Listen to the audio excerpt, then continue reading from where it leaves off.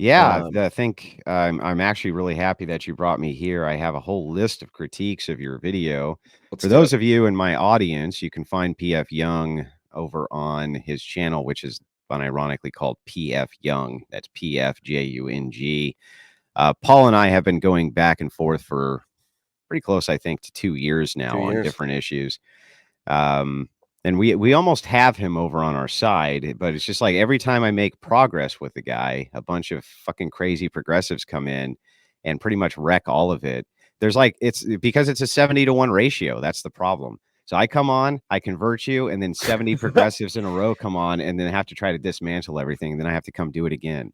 You know, that's how I feel about you. Is I feel the crucible will soon bend the knee to enlightened centrism. And but if you keep, if you keep touching up on the brushing shoulders with degenerates like what is it, Myron, and who's the other guy who's insignificant, Fresh Fit, whatever his name is, you're gonna get the degeneracy on you, and then you'll fall to the left.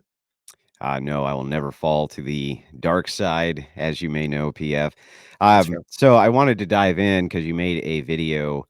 It wasn't a hit piece, surprisingly. No, I don't make hit pieces. It was what I would consider to be a centrist analysis of the debate between myself, Lauren Chen, and then the ideology of Christian nationalism.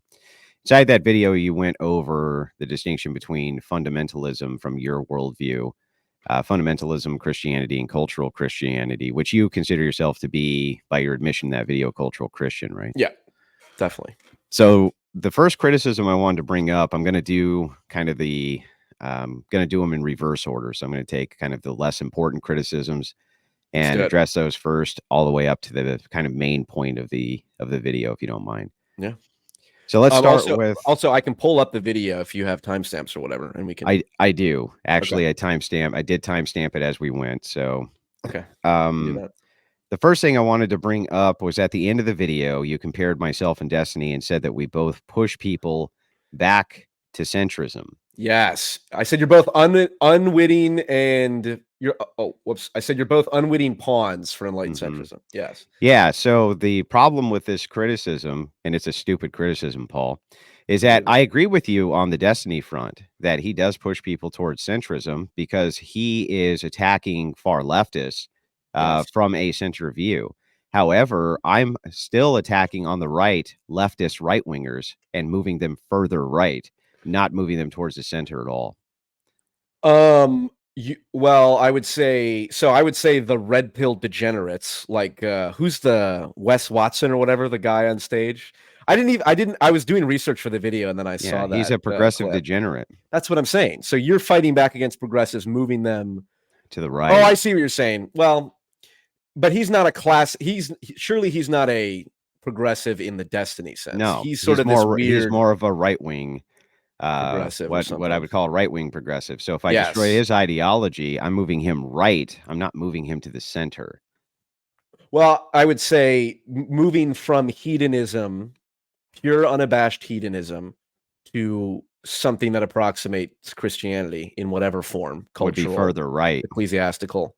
Well, I would say that's bringing but I'm right in that regard. So Destiny is sitting in a centrist position like you are. He's a centrist leftist. No, Destiny's a progressive degenerate. He's a center leftist. I will. Okay. Yeah, he's a center leftist. So he's attacking people further left than him to bring them back to the center. I concede that that's true. However, I'm attacking center rightist because I'm a far rightist, meaning I'm moving them further to the right. That's fair. I guess I view it sort of horseshoe theory, where you have the enlightened center, you have the right and the left, and then on the either ends you have extreme degeneracy. So Destiny's attacking the extreme degenerates, not degenerates. He's attacking the people on the far left. He's not capable of attacking degenerates. Yeah, because he's a fucking degenerate. As I said, he himself is a degenerate.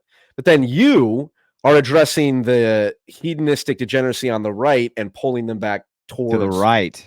Well, you call it right center, whatever. Okay, I get your it's point. Not going to the center. It's going to the right. Okay, well, right? You're right. So you're right. Well, it's not my right. Here, I'm going to prove this to you. Is. Okay. You would consider Christian populism or Christian nationalism right now to be the ideology of the far right wing, correct? Depending on the strain. I could be a Christian nationalist depending on how you define it. If it's fundamentalist, if it's literalist, then it's problematic. I use Christian nationalism. I would not call myself a Christian nationalist. Not right now. Not until it becomes mainstream, and then I can hijack it for my own enlightened centrist purposes. Your video is Christian breaking up on me, nationalism. dude. Oh, really? No, it's good now.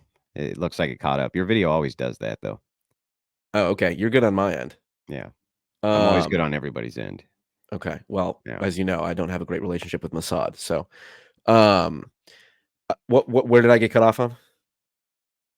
Oh, we were talking about Christian nationalism. So you would consider that to be a far right ideology, at least whatever my For now, yeah. yes. So if I'm pushing people towards that, I'm pushing them towards the right, not towards the center. So you were wrong in your ending analysis. No, but your comparison. Yeah, but I think pushing people away from hedonism is not necessarily pushing them towards Christian nationalism. I think you're laying the groundwork to stop the degenerate red pillars from saying, "We'll just fuck 50 women and never get married." Destiny would be laying the groundwork that's fine. Moving yeah, them he's moving them towards but he's moving them towards the center by your own admission. No. Yeah, that's the criticism, Paul. The criticism is they're both unwitting pawns in enlightened centrism because he's attacking the fringes of the left, while Andrew is attacking more of the people who are towards the center of the right. So it depends on the issue, and I'm sure you would agree with Destiny when Destiny calls the tankies and the far left super fucking woke people insane and pathetic, and he doesn't use the word degenerate because he's degenerate, or maybe he does, but he doesn't really use it appropriately. So pushing back against the far left is good, and Destiny does do that. You are no friend of the far left. Okay, right? And here's who I push back against: the far left, right? Yeah. The not so far left, the center left, the not so far right, the center right, and everything that is not my ideology, which is the furthest right wing that it can possibly go. Maybe, and that's what I push people towards, right? It depends on the issue. I think let's go into the specific issues, because what we call right and left is relative by definition. But is there a specific issue? Or... Yeah, well, that's a criticism. Okay, fair enough. I accept that criticism. That's fair. Yeah. So you were wrong there, right? Well, and yeah, you were wrong. There's no way, because we don't. And here's why you were wrong. You didn't think about it. You didn't think about the starting position. You thought of me and Destiny as both being in the center first. And so we're attacking the fringe elements of I don't consider you in the center. Right. That was the problem with the criticism. The problem with the criticism was that when you compared me to Destiny, he's a center leftist. I am not a center rightist. Okay, fair enough. The point that I was making fundamentally is that the point I was making, I said it explicitly, is a lot of people think you're an intolerable asshole, and that's obviously the case. You are an intolerable asshole. That's why you're so successful, and that's why we get along. Mm-hmm. And people who would write you off should understand, like, oh well, this guy is just calling people names and all this shit, which you do call people names. Not really. I don't really call people names. All right, fair enough. You say questionable things, but I hurt people's feelings, but I don't usually call them names. Fair enough. And hurting people's feelings is not always the right thing. But the point is, what people need to understand is you are pushing back against degeneracy in right-wing spheres, and I would consider and that's pushing them farther right. That's my point, right? I consider whether or not you are part of the Enlightened Center, I consider that action. I consider anyone who pushes back against degeneracy on any side of the political spectrum to be moving people to the right, to moving people to my Enlightened Center. But whatever, it's definitional. What is but I mean, the semantics matter. Okay, fair enough. Fine, I will allow you. I need a concession here, Paul. You need. I like the days when you and I could just have a conversation. It wasn't a debate. We're not really debating. I feel like we're having a conversation. You just said I need a concession from you, you can't make a video criticizing, like, with tons of criticisms, and then when you bring the person on who you criticized, like, if I'm demonstrating that you're wrong, you're gonna have to eat it. You're gonna have to own it. For the reason I just said, the point I was making is that anyone who pushes back against hedonistic degeneracy is doing good work. That was my point. Now, because if they're on the left pushing back against it, they're moving towards the center, right? Well, but see, I just wait. So they're moving right. So that would be moving them right. So if they're pushing back against degeneracy, they're moving them right, Paul. Yes, but if they're on the left, going to the right brings you back to the center. That's true for a leftist, but if for Destiny's position, that would be true. I've conceded that, but for my position, it couldn't be true. Destiny's not doing that with the degeneracy because he's a degenerate. He's encouraging the degeneracy. Right, because the people he's going after are so bad that even destroying their ideology, even if they could continue with the degeneracy, happens to still push them back to the right. They're that much worse than Destiny is. But in my case, Okay. right, I start on the far right. I'm hitting left. So if I'm destroying the worldview left, then I'm moving them right. He's starting in the center, moving them towards the center. Okay. So I I concede think the this is one end all. is true. You know what, Andrew? Because I think this is utterly semantic, I will concede this to you. How about that? Okay, well, I don't think it's semantic, but let me give a qualified concession. We'll see if that satisfies you. There's more interesting criticisms that I think we can get into. okay, yeah. No, I agree. But we're just gonna I'm gonna That's go. fair. No, I'm no, gonna go through it let's go with through all the of them. least first. Okay, so Yeah. the next is you really fucked up in the video. You claim, and you can pull this up. You have your own timestamps on the video. It should be Yes, pretty I do. easy to find. You claim that I claimed that Lauren Chen and Roman Catholics were heretics. I, in fact, never made that claim. You said schismatic, right? Yeah, you totally You wanna made play that it? up. Yeah, yep. I believe it's Play the video. right here. As far as we're concerned. Can you hear it? Just got to Yep. hand it to Andrew for this Go to ahead. critique your worldview. Let's get back to the discussion Well, about I the think red pill. it's- In any case, the most Here it is. Christian worldview interpretation. Yeah. As an outside observer, how do I know which church authority's interpretation of the Bible is correct? The most obvious manifestation of this inherent problem is how, as Andrew points out, the Eastern Orthodox Church regards the entire Catholic Church as heretical. The Eastern Orthodox recognize that the Catholic Church are schismatic. In fact, the Catholic Church will allow us to go in and take their sacraments, but they are not allowed to come into our churches and take our sacraments because they are schismatic, because they have a broken tradition when they yielded to papal authority, which is exactly what happened during the schism. So no, I would tend to agree with you that Catholics are schismatic, and all of you are schismatics as far as we're concerned. And you just got Okay. Now, PF. Yeah. Did I ever make the claim that they were heretics? You said they were schismatic. Yeah. Did I ever make the claim, PF, that they were heretics? Apparently not. No. Okay. So who? What does made it the mean to claim? be schismatic? It just means to not be with the body of the church. Okay, because I actually That's not a heresy. Well, I'd have to pull up the quote again that I looked up prior, but I believe one church father or another said there is no such thing as being schismatic without being heretical. That's Every nice. schism is a function. It doesn't of a heresy. matter. It doesn't matter. We have it. Even if singular church fathers or singular saints make statements, it does not necessarily reflect official church doctrine. Okay, so hang on. fair enough. Okay, But even if it did, even if they did have the official position that they were heretics, Paul, I did not say that they were heretics, did I? no, you did not. You said they were. So you made that shit up, didn't you, Paul? Spread misinformation. Yeah. Okay. You Well, lied through your fucking teeth. I didn't Paul. lie. Well, okay, you well, let me lied ask through you your that. fucking teeth. Yeah. Paul. Lied. Okay, then let me ask you. What is the difference between being schismatic and being heretical? Because when I looked it up, because exactly to your point, I looked to see, and that's why I'm quoting the church father who said there's no such thing as a schism without a heresy. So they were synonymous. Schismatic But Paul, before we do that, can I ask you a question? Why did you say that I claimed that they were heretics, that everyone who wasn't an Eastern Orthodox heretic, when I said over and over in the very next clip you played that they were schismatics? How did you fuck that up, Paul? Because I assume that most people Oh, don't know. you assumed. You haven't even got. Oh. All right, Mom. As Sue makes an ass out of you and me. Fair enough. And first off, it was not out of dishonesty. Otherwise, I wouldn't have played the clip of you saying that. So clearly, heretical and schismatic, I assume, are synonymous. And I'd like to hear from you why they're different. And the other thing too is I don't think the average person knows what schismatic means. They know what heretical means. Now, if they are not synonymous, as you're about to prove to me, then fair enough. That was a mistake. Because but I believe they are quite similar enough. Yeah, here's why. Okay. You could be practicing doctrine which is not heretical, but be doing it outside of the church body, which would make you a schismatic. It would make you not part of the church body. That's bad. But it would not necessarily mean that you're spreading heresy. Okay. What? So like a secularist, for instance, a secularist could explain how a sacrament worked, right?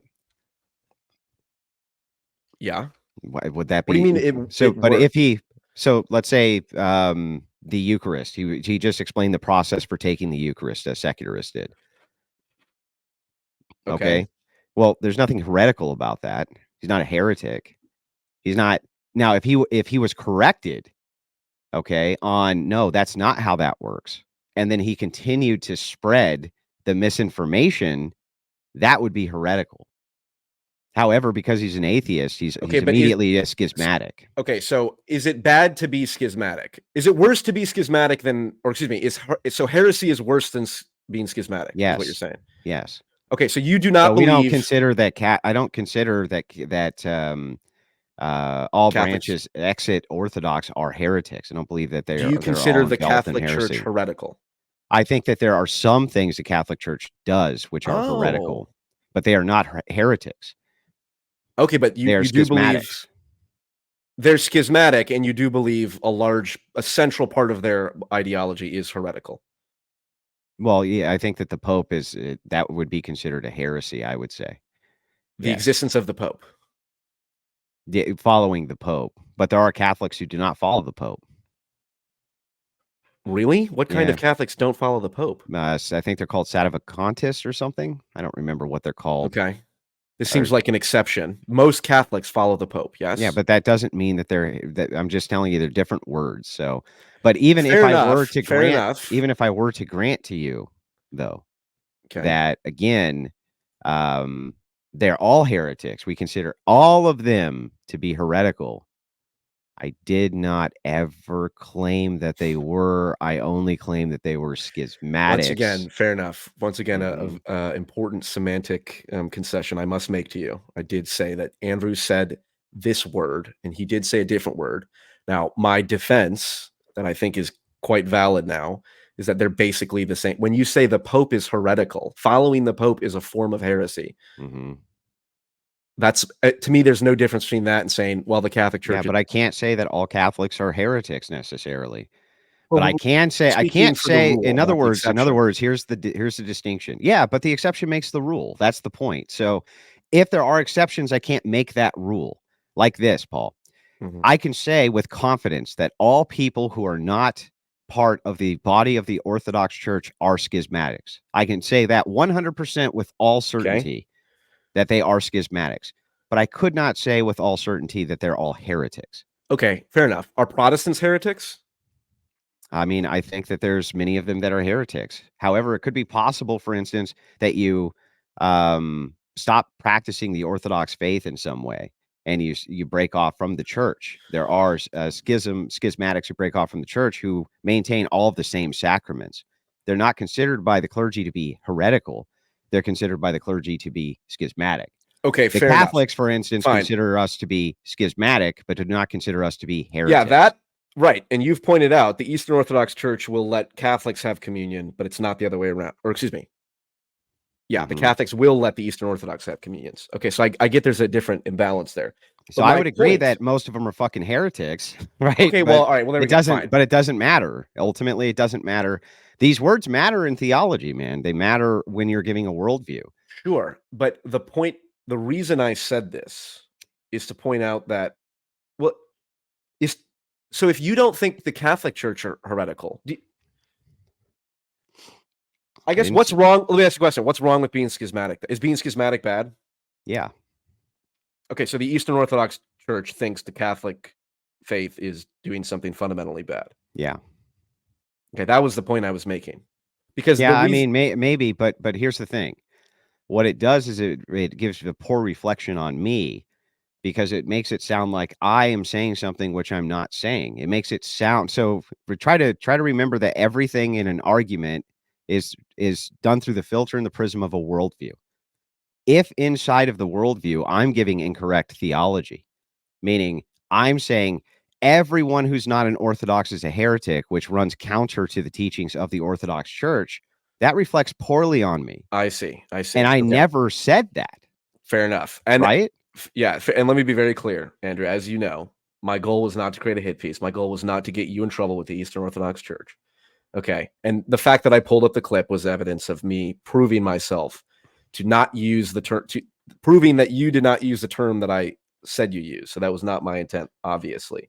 But the point I was making is fundamentally the same, which is, and this gets to maybe the broader issue, is your criticism of cultural Christianity or Protestantism more broadly. Hang on. We'll get to that. I got other minor criticisms I want to go through before we get to the major one. Fair enough. Because that one's going to be the one that's the most drawn out, I assure you. All right, but let's do it. I didn't think that you did this to hurt me. All right. I'm just explaining to you that whether you intended to or not, right, I do not want to be or I don't want to be seen in a light of having said or made this declarative statement, which is contrary to the teachings of the church, if I didn't say it. Hold me responsible, in other words, for what I did say. That's all I'm asking. All right, fair enough. That's a more than reasonable request to make. What's the next criticism? Okay. So hang on. You claim that I evaded Chen in her cross criticism. Yeah, here I've got it already queued up. I think it's the next thing.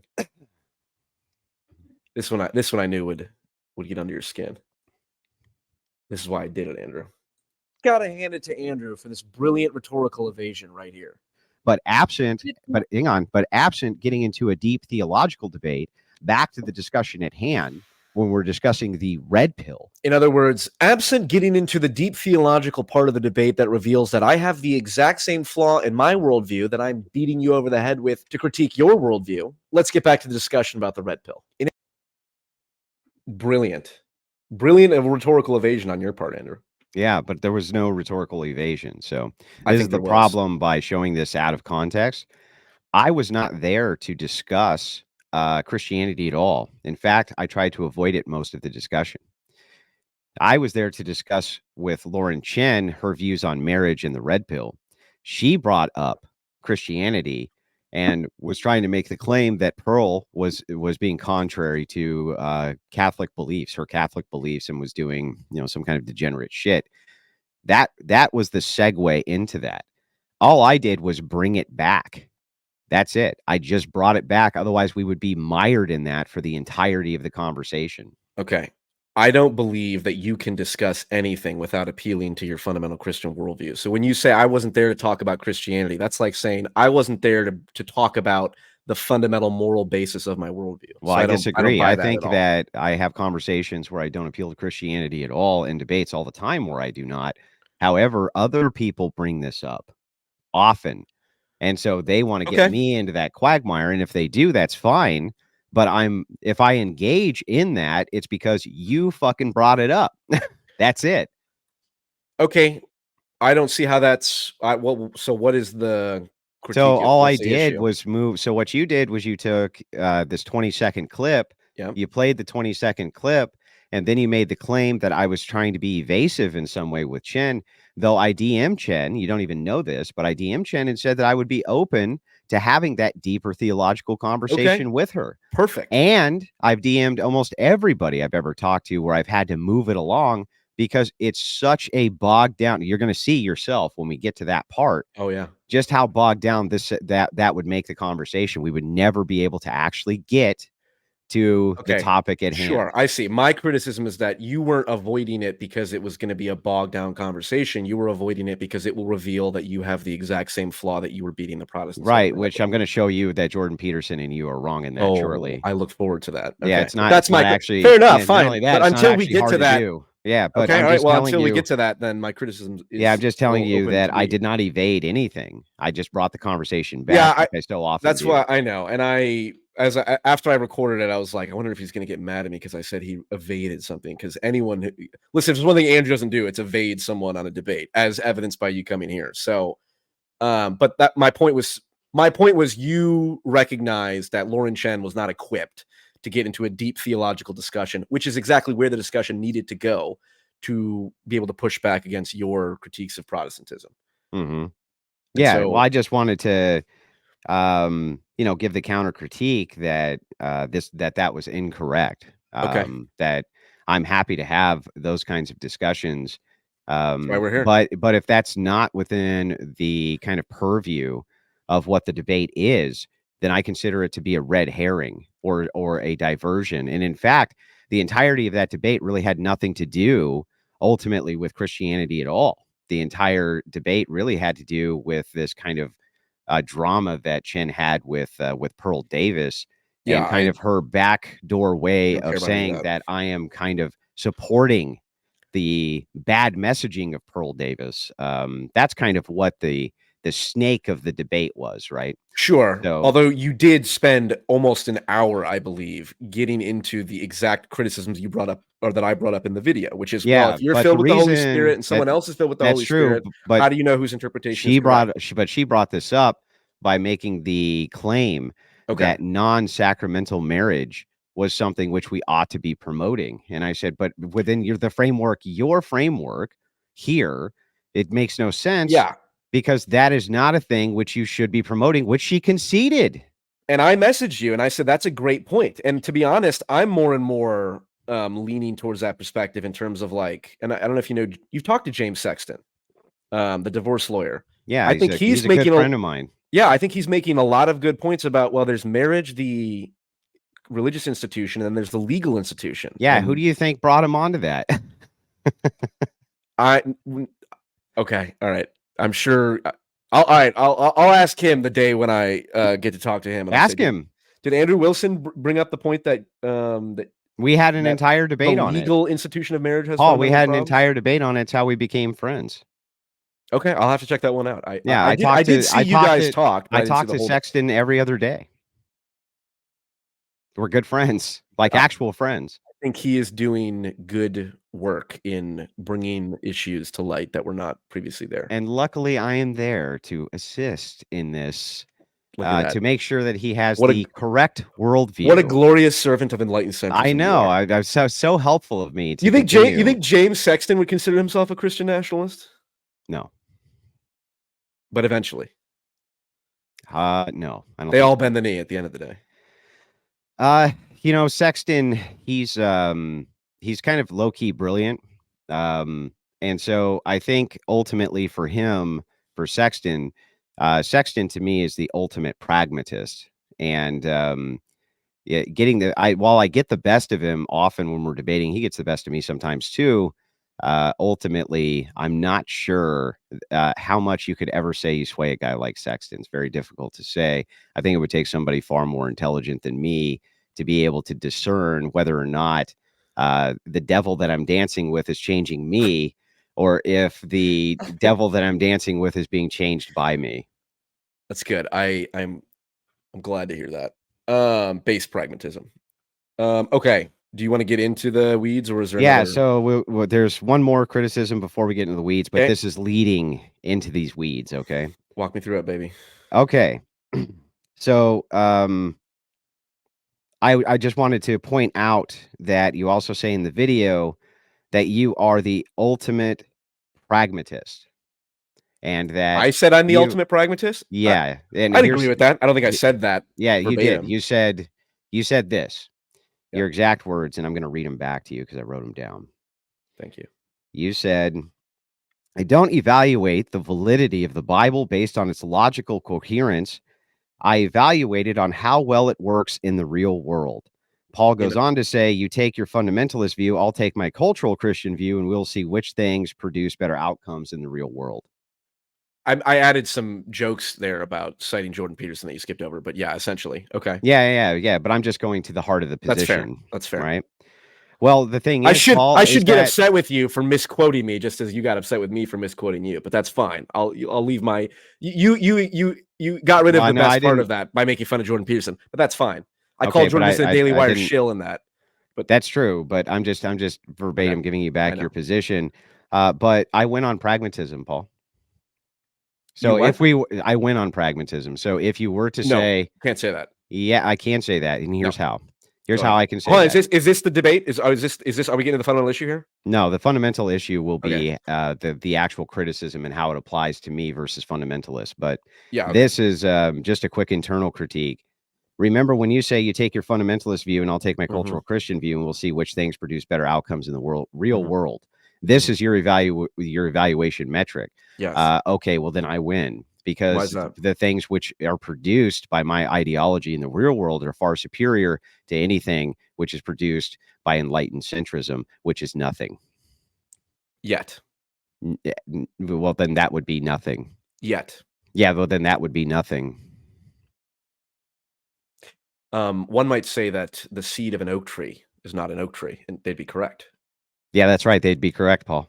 It's not an oak tree yet. Because it's not an oak tree. Yet. Yeah, so then the entailment of that is that I win on pragmatism and you do not.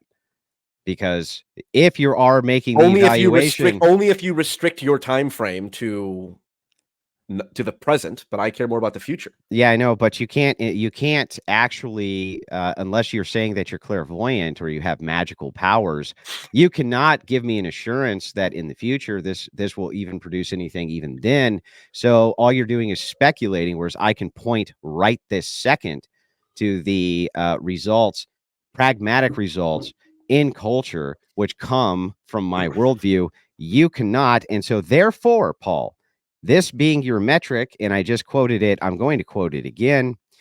I don't evaluate the validity based on logical coherence. Yeah. You take your fundamentalist worldview. I'll take my cultural Christian worldview, and we'll see which thing produces better outcomes in the real world. Well, here's what we can see produces better outcomes in the real world. My worldview produces some outcomes. Your worldview produces no fucking outcomes. Okay, So therefore, I win. Let me play the exact clip because I'm not going to let you misquote me. Or fundamentalist Christianity and its strict based pragmatism. You take your fundamentalist Christianity and its strict adherence to religious tradition, and I'll take my cultural Christianity that involves being forced to cite Jordan Peterson, even though he's become an absolute shill for the Daily Wire, and we'll see whose worldview produces the best consequences when you act it out in the real world. Now, on a yeah. I just wanted to make sure. I just wanted to make sure that you got my quote about Jordan Peterson being a Daily Wire shill. Okay. That was the most important thing there. Okay, but I did get this correct. We'll see which one produces the better consequences in the real world. We'll see. Not we see now. We'll see over time. Yeah, but why? So what you're doing is you're selling futurism. That's not pragmatism. I'm selling futurism? Yeah, you're making a promise to people that in the future, your ideology will be able to produce this greater outcome that you claim is coming from it. I'm predicting. Yeah, that's nice that you have a prediction, but if you're making the judgment based on who's actually producing outcomes, that would be my worldview, not yours. That is the opposite of pragmatism. I would be the ultimate pragmatist from your material view, as I am the one who is producing real world outcomes, whereas you are producing none. Okay, first off, you can keep pointing out how small my YouTube channel is compared to yours. Fair enough. It doesn't offend me. No, that's not what I'm saying. Listen. I base my ideology, Paul. I base my self-esteem on how much Reddit karma I have. Okay, not my YouTube subscribers, and what my League of Legends rank is at any given time. I knew this was I knew as soon as I wrote that part, I'm like, well, this is another 20-minute video now. I need to explain because, of course, that metric saying that, and someone commented basically what you said is like you're just evaluating the critiques, or you're evaluating the consequences, and if we look at the consequences, you get degeneracy and all this shit, and you get the Protestant preachers who talk about non-binary Jesus and all that. Yet is the fundamental operative word here. Enlightened centrism is a meme in its infancy. Okay, once it spreads, well, then you'll see it's going to succeed. Well, then unfortunately, you're at the same exact mercy then, because not only has my worldview pragmatically given results, but I'm gonna guarantee you that in the future it'll still be even more pragmatic than centrism as a result. So that's still the ultimate pragmatism. This is the game that we're playing. Look, life is a long game. Well, it might not be if AGI keeps getting as bad as it does, but life is a long game, and I'm betting. That's why you make bets. You bet this team will win or that team will win. You can't know. But your confidence in your prediction is reflected by the bet you make. I'm betting everything that Enlightened Centrism, whatever that means, and this thing that doesn't exist and produces no outcomes at all. Not yet. You see the end of Gladiator? Yeah. When he says, "I will see you again, but not yet." Yeah, not yet. Yeah, exactly. That's not the end, though. That's the beginning. No, that's the end after he dies. No, I thought he said it in the beginning when he's talking about Elysium. Oh, I don't remember the last scene in Gladiator is the black dude in the arena, and he buries the little figurines of Maximus, and he says, "I will see you again, but not yet." Oh Not yeah, yet. yeah. Okay. Anyway, an important mimetic clarification there. But yeah, my claim is that I think, for example, what's a fundamental? Well, this is the thing. This is the point with you, is that we're two titans locked in an epic duel of endless debate, because it's like the abortion thing. It's like if your ideology produces the outcome of advocating for putting 19-year-old girls in prison for having committed first-degree murder for taking an abortion pill, then I would say those outcomes are bad in the real world. They're not bad in the real world unless you're doing it as a retroactive punishment, though. If it was the law of the land, Yeah. and then a person did it, that would not be a bad outcome, even from your worldview. No, I would say that would be pragmatism. Yeah, I would say. Okay, well, then and this is my point: is we'd have to. How would that not be pragmatic? That would be the ultimate pragmatic. It'd be immoral. It would be immoral to not let women abort their kids? No, it would be immoral to put a 19-year-old girl in prison for first-degree premeditated murder for even if she committed first-degree premeditated murder. Okay, we can go back to the debate we had, which was a great debate, by the way. I went back and rewatched that. That was a lot of fun. It's not murder to take an abortion pill that kills a fertilized egg. That's not a human being. But we're talking about pragmatism. We're not talking about your personal beliefs. Stop saying pragmatism. You said that you're a pragmatist. Actually, I never said I was a pragmatist. I said, in other words... Okay, play the video. Okay, please. I said, in other words, based pragmatism. Yeah, based pragmatism. I didn't say I'm a pragmatist. The world. Oh, you're not a pragmatist? There is an equally large number of viable interpretations of the world. In other words, based pragmatism. Okay, I learned to never call myself a pragmatist after arguing with David Patrick Harry, who just sat there and bitched about pragmatism and never addressed anything I said. I can take good stuff from good ideologies and I'm an Enlightened Centrist, baby. Okay, I'm a PF Jungian Enlightened Centrist, very specific thing. Okay, but it would be pragmatic if everybody adopted the worldview that abortion was not murder, let's say. Okay, if everybody adopted... We're not talking about the same thing here. Yeah, I think we are. So hang on, let me just give the argument.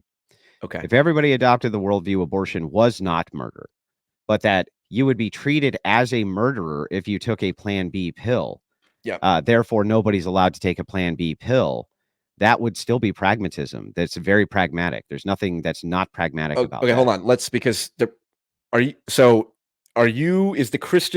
on. First off, would you describe yourself as a Christian nationalist?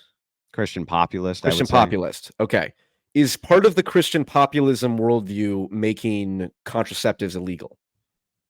Like condoms and Plan B? Not illegal. There could be some case use for them. What does that mean? Means like there's a possibility, for instance, that a clergy member may recommend it for health issues or for the possibility that conception could do significant damage to a woman. There could be some case use for this inside of the medical arena that makes sense. We're not Catholics, in other words. Okay. I won't even go down the who has better outcomes for the world if you're going to say contraception should not be widely available. The reason I ask is because Plan B, I believe, is contraceptive and is different from the abortion pill. Because I think Plan B prevents the fertilization to begin with. So let's talk about the abortion pill to better fit into. Well, I mean, it doesn't matter either way. Okay, right? So you're against the no. Listen, I'm talking about pragmatism. Just wait and listen to what I'm saying to you. I just told you to stop bringing that up because I'm not a pragmatist. Okay, but my argument to you would be from a pragmatic perspective. If you were looking at it from a pragmatic perspective, you could make thing X that you didn't even believe was immoral. Yeah. Prosecuted as something which was immoral for the purpose of stabilizing society, and that would be pragmatic. Yeah, and fair enough. That's why I'm not a pragmatist, because you could say the same about being a psychopath. Like we could make kissing your wife illegal, and then it would stop people from kissing their wife, and that would be pragmatic. It's like a sociopath and a psychopath. Yeah, that would be pragmatic. That's right. For the fourth time, that's why I said stop bringing up pragmatism. Well, then why did you use it as a criticism of my worldview for base pragmatism? Because I'm taking the part of pragmatism that I outlined in the video, which is evaluating something on the consequences rather than its logical coherence. And that is what I'm criticizing, is that when you say base pragmatism, all right, fine. You're using the metric. You're using this metric. You say, I use the Bible pragmatically based on the consequences of its use. So If do the you. consequences of its use are good, then good. If the consequences of its use are bad, then bad. Yeah. Right? That's what you're saying. So this is a pragmatic approach. So what I'm saying is that utilizing that same worldview, even if you believed that the Bible was wrong about abortion, it was just wrong. Period. The whole Christian worldview on abortion is wrong until the baby comes out of the canal. It's not even a human. Let's just assume you believed that. It wouldn't matter because based pragmatism in this context, even if you made it illegal and called it murder, would still be highly pragmatic. Okay, you are taking this word pragmatism and taking it somewhere that I don't believe at all. And you can say that this is what it defines. This is what it would be pragmatic in that sense. Fine. I don't like that. So why don't we have the debate that we actually are having the debate? No, we're This having is a the meta conversation. No, this isn't meta at all. So because the end entailment is this. You say the criticism that I gave to Chen can be turned back around and used on me. Yes. What I'm saying is that no, it can't. That criticism, though, can be turned and used against you. And here's how it can be used against anyone. And here's how it's going to be used against you. You take the Bible and say it's a purely socially consequential document from your worldview. That's not what I believe. Then what does based pragmatism mean in regards to interpreting the Bible? It means, as I said, evaluating. It's more important to look at the consequences of a belief when you act it out versus its logical coherency. That was the point. I agree. So I couldn't agree with you more. I have this down. I want to make sure. No, I agree that that's your view. I'm not saying I agree the view is correct. I'm just agreeing that that is your view. Okay. So if it is true that your view doesn't have to be logical or coherent, the consequence, though, needs to be good. That's what matters. The consequence is good. Then how do you define good? No, I'm not even asking you that. Okay. I'm just saying that if that is the case, then if you were to make a law that said all abortion is murder, even if you didn't believe that it was, that would still be a good consequence ultimately. How could I can still argue that that's a good consequence? Okay. Sure, this has nothing to do with my criticisms of you. So why don't we drop this and move directly into the fundamental? Yeah, I'm sure that you would love to drop it, but we will get to I'd love to drop it because it's irrelevant. But you say that you want to have the deeper convo, and here I am trying to have it with you. I knew when you came on, I was like, there's no way that Andrew will concede to anything. So I have to give the concessions where they are. Okay, fine.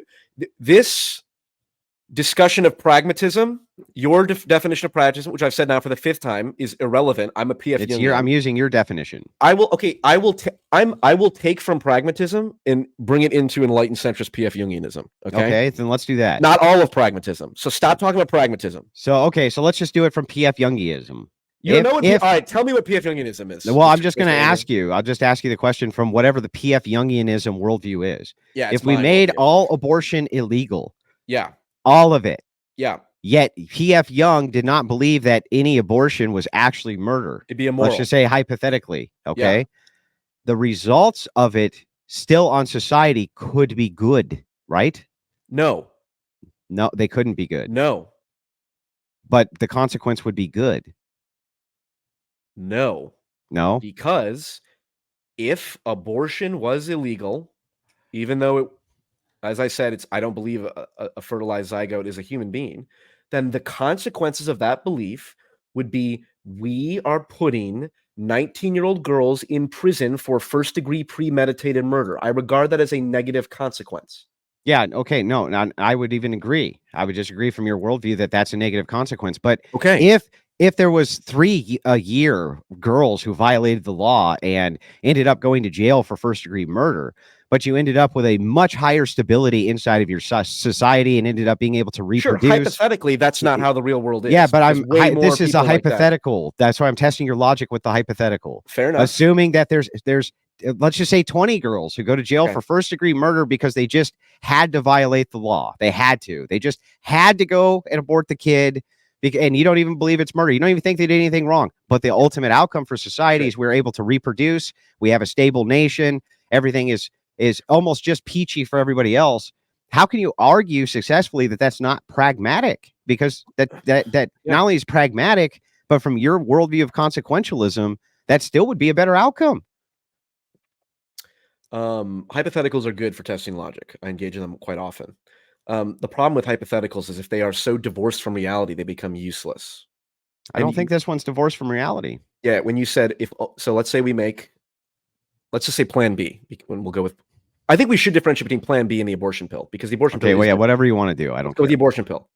I don't know how many women. I'm trying to be even more charitable than that. And I'm trying to be considering that you say you think no abortion, let's just say, in any way, shape, or form is murder.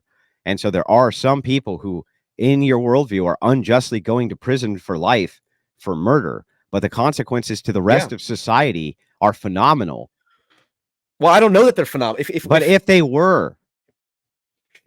You're setting up the hypothetical to say, in this hypothetical world, this is the hypothetical situation, and hypothetically, the consequences were good. Would those consequences hypothetically be good? No, it's not that. It's not that would those consequences be good.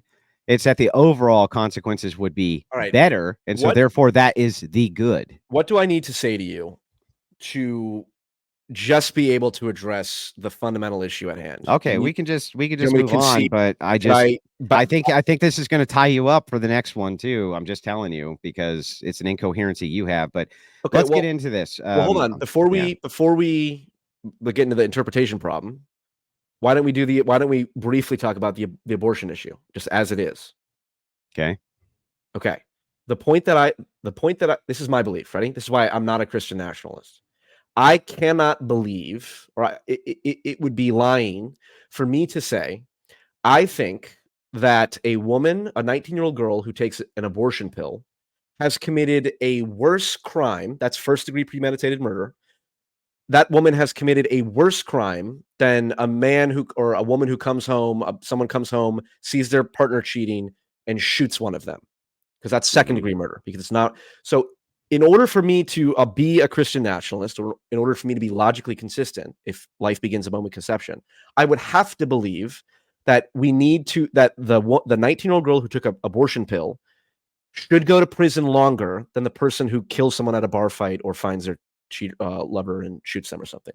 And I think that's logically inconsistent, but I think that's better to do that, because to me it's so intuitively wrong. But that's what I'm granting. That's the whole point that I'm granting, is like, you don't really have to. You don't really have to agree. Do you agree with that? No. I don't. Right. But why not? That's what I'm asking you. I'm asking you why. But why would it? But why would it matter? That's the point. So here's what you're saying. Let me flesh it out. Yeah. So you're saying, listen, I think that it would be horrible for me. I could not have this inconsistency in my worldview that you took an abortion pill, and that is the moral equivalent of a guy coming home and blowing away his partner and the chick the dude she's sleeping with, right? I think that is a far worse crime. Right, it'd be worse, because in that worldview, it's premeditated. Versus I know. Right. Okay. I get it. So I'm just granting it as being true from that worldview, and now we'll see how it interfaces with Christian ethics. Okay. Even if it were true that you thought that one of these was more moral than the other, you still have to contend with ultimately the consequences of the widespread belief that it is not. So if the consequence of the widespread belief that it actually is more immoral to take the plan B than to do that thing, you would have to then demonstrate the consequences on society would be worse by you saying that one of these things is more immoral than the other. Because from my worldview, it seems to me that you could never in a million years make that case. It depends on how many 19-year-old girls would be locked up and put into prison. Let's just say 10 a year. That seems high to me, but let's just say 10 a year. Okay, hold on. This is an example of, let's get into the real world. I genuinely don't know how often I was just Googling it, how often people take abortion pills in the United States. Well, no, you can just go to countries where it's completely outlawed, and then you can kind of see how many illegal abortions happen yearly. It's not really very many. Fair enough. That's the argument that people make about the pro choice people make about well, why should we need to not care about babies being aborted up until birth because it's not that many. It's like, well, it's still the principle of the thing. Over half of U.S. abortions done with pills survey finds. Yeah, This is but that's legal, so who cares? Like, that doesn't really get to the heart of sure. this. Okay, fair enough. There's an assumption I'm making, which is that even though that's criminalized across the board, people will still do it. Yeah, some people will still violate the law and do it. Yeah, but you which would I have to think is concede it's going to absolutely be the case. Yeah, but you would have to concede it's not going to be very many who do that, and the ones who I don't know about that. but even if we granted that it was some even higher number than 30 who ended up getting life in prison for taking an abortion pill because it was the law of the land that they could not, I think. But it still wouldn't matter because you would have to demonstrate that the consequences on the rest of society would somehow be brought and laid so much lower than these few people who were imprisoned for this that it would not be worth pursuing. Okay. That's what I think you could not demonstrate. I see where you're going with this, and I think you could be right. The fundamental issue here, the pragmatic question is, if we were to make the abortion pill illegal, how many people would be put into prison for taking it? Now, you're saying not that many because criminalization reduces incentive, which is correct. Although when you have, like, there's a clear history of prohibition never working, not for alcohol, not for drugs, for a variety of things. You know, the whole meme of coat hanger abortions and people doing that outside of the law. I don't know exactly what the numbers are. My intuition and my belief, based on, like I said, prohibition not being very effective, is it would be much higher than you're saying. And well, let's grant that it's way higher than I'm saying. Okay, so let's say I still think you would still have to demonstrate that the consequences to society would be worse because of that instead of better. Do you know? I'm just asking generally. I don't know. Do you know how many abortions roughly are committed are had every year in the United States? It's almost the million, exact right? same. No, it's not a couple million. I think it's just over 1 million, the same amount that is replaced with immigrants yearly. Okay, so 1 million abortions per year, roughly. Mm-hmm. Okay, this says, I just Googled it, NBC, over half of U.S. abortions done with pills. So Mm-hmm. that's 500,000. Now, let's say if it's illegal, that will be reduced down to, I don't know, let's say 100,000. Because, like you said, you'll grant me for the purpose of 100,000. Yeah, sure, 100,000. 100,000 women being put in prison for something that is not a crime and is fundamentally not immoral. You think that is wrong? Okay, so do you remember Napster? Are you old enough to remember Napster, the music downloading thing? Yeah. So that was highly illegal. Yep. Thousands upon thousands of people participated in it until what they did was Napster took one of these labels. I think it was Metallica.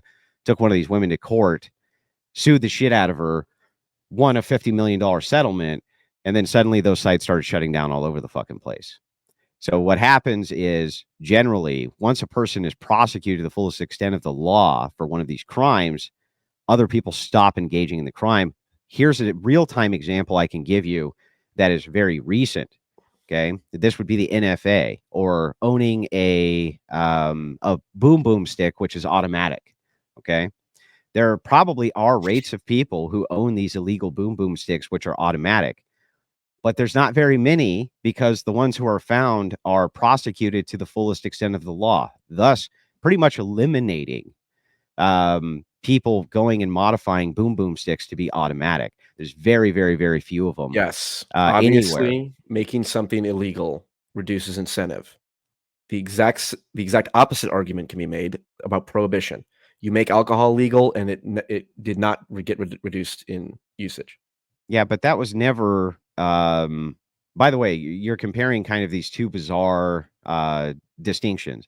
You can make in your backyard a still, okay, and you can like go give alcohol to your buddies and your friends and this and that. It's not very difficult to do. Finding somebody to conduct an abortion on you is a much more complicated thing to do external a medical facility. Taking an abortion pill. Yeah, taking an abortion pill even. So the thing is you have to know in time that you're pregnant. Most of these are used as a contraception, by the way. Well, oftentimes these pills are utilized. The women don't even know that they're pregnant. Okay. Let's ground this in something that might be because broadly, abortion is not good.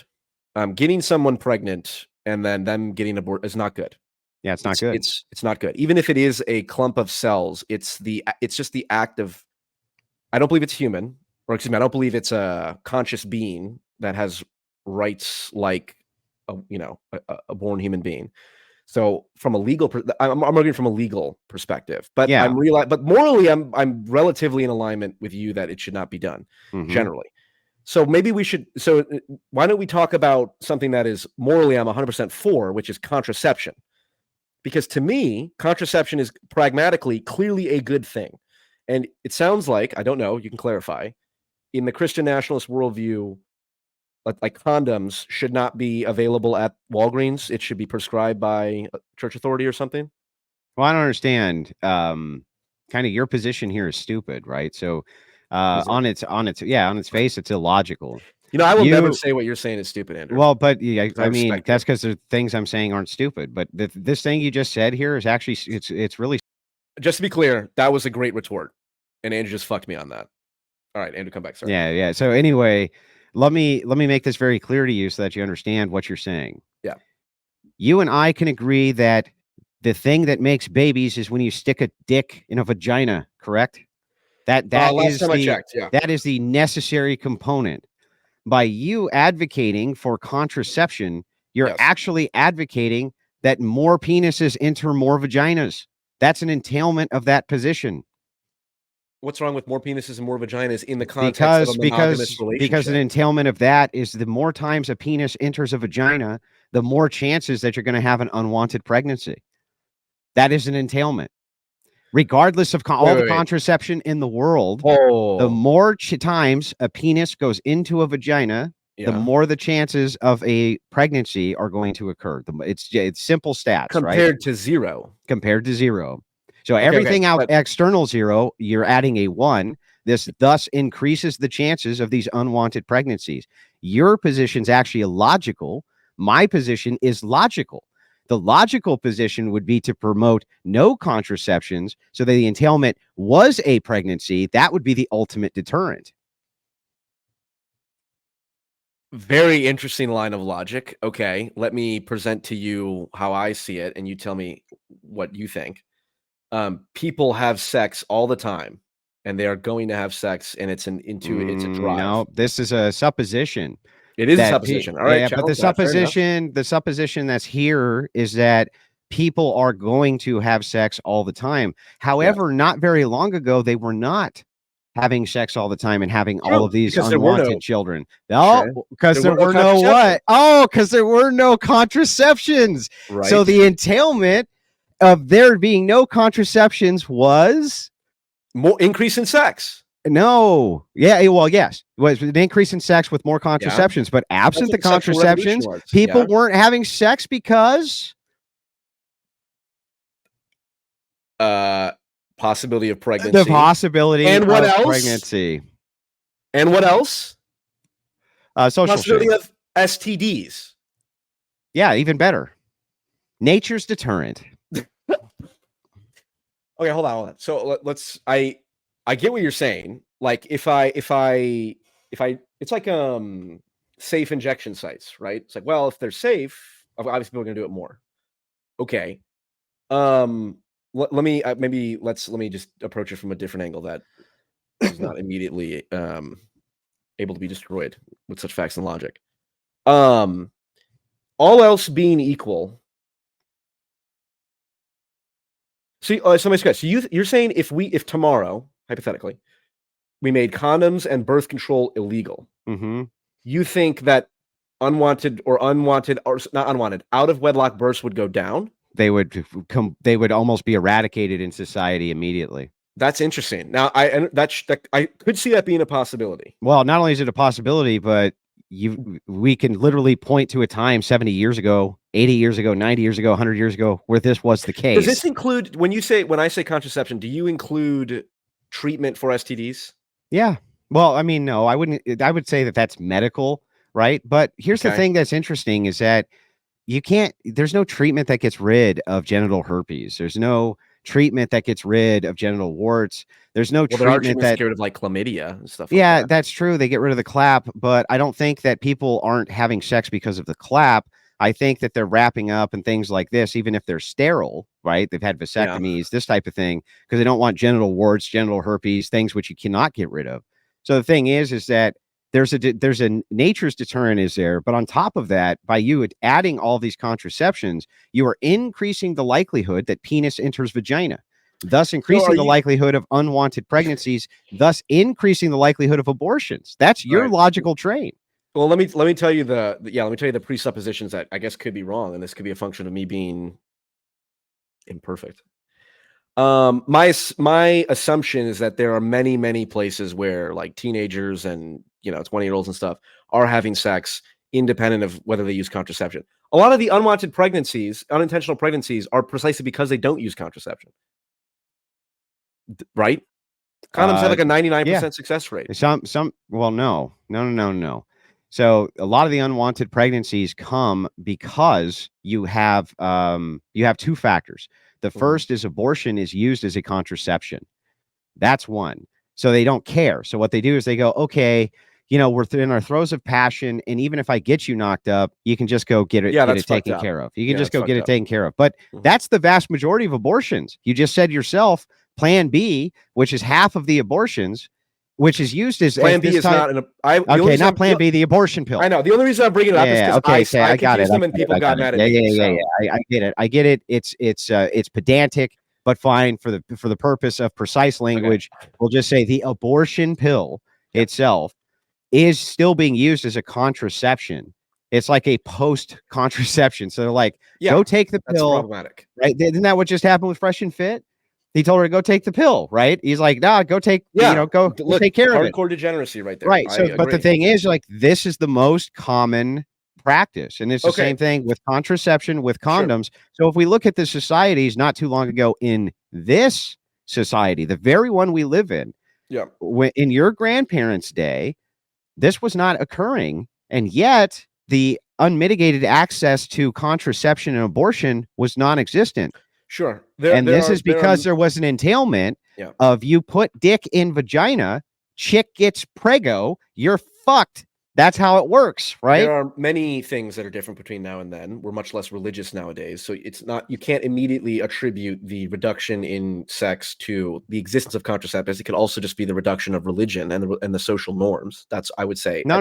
It encouraged men to get married to women earlier so that they could have sex earlier, because women weren't going to have sex with them outside of marriage because they would get pregnant. And that was bad. That was really, really, really bad. So the gatekeepers of sex were like, nah, I got this shit locked up and you ain't getting in there unless I get a ring on this shit. And that's it. So it would promote. You do a good woman impression, by the way. You have good impressions. Like when you're talking to Lauren and you're like, if you're filled with the Holy Spirit, and someone else is filled with the Holy Spirit. It's good stuff. I'll be honest with you. Filled with the Holy Spirit. Anyway, so I have not heard the line of argumentation, and I'm not saying it's wrong. I just haven't heard it, that if you took out contraceptives, you would see a decrease in sex. I understand the logic. I'll have to go back. Maybe I'll bring a sex expert on, or some degenerate liberal. But the accountability, the problem is accountability. Because if you're correct, then suddenly that is more Paul, pragmatic. like, just think of this entailment here, right? Yeah. Just think of the entailment. If you can have sex with zero accountability, why wouldn't you? Well, that assumes that someone wants to have sex with me, Andrew. Jesus. Yeah, I know, but you yourself, if there's a hot woman, you got to have someone to have sex with. Yeah, I know, but let's just say there's a hot chick, you really like her, she likes you, and she's like, Paul, we can fuck like rabbits all day and all night, and there's zero consequence. I can't get pregnant. You can't get me pregnant. If you did manage to get me pregnant, I could just go get it taken care of. And on top of all of that, it's pretty fucked, right? There's no STDs you got to worry about. Well, you could say that the kind of person who'd be willing to do that is not someone you would want to form a relationship with. And sex is inherently bonding. That's yeah, I know, but I'm just talking from incentives. If you're talking about incentives, what could be a greater incentive than, well, you can just hump me as much as you want, and essentially there's no accountability. Right, like what could be a better incentive? Let me ask you, all right, fair enough. This is fine. Let me ask you this. Also, Jim Bob is bitching at me because I didn't read his super chat. I'll come back to that in a sec. I will pull up your super chat, Jim. But hold on. So wait, so Andrew, because Well, how would I phrase this? So, is it okay to give blowjobs before marriage? No, I would still say no. But there's a deterrent there too. What's that?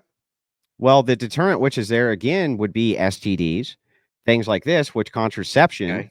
that wouldn't. So what would happen is, let's just say they wanted to cheat. They're like, okay, wait a second. We can just start humping each other up the butt and do blowjobs. We can just sodomize each other instead.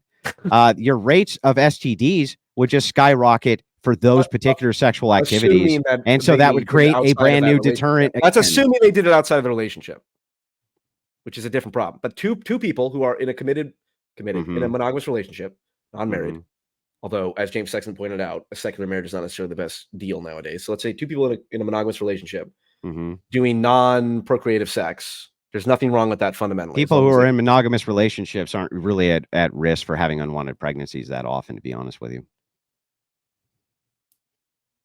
People in monogamous relationships usually have wanted pregnancies. I don't know if that I could, that might be true, but I don't know. It is true. Well, okay, how do you know? Okay, well, so we can look at the committal levels. Don't logic it. Give me the evidence. I'm giving you the evidence. We can look at the committal levels in the communities where abortion is the most rampant. So we can look, for instance, at the African American community, which the women there accommodate about 6% of the population, but are responsible for over 50% of the abortions. And this is a highly promiscuous community. The relationships inside of those communities that practice marriage and monogamy, which is not a very high percentage at all, generally don't have these unwanted pregnancies.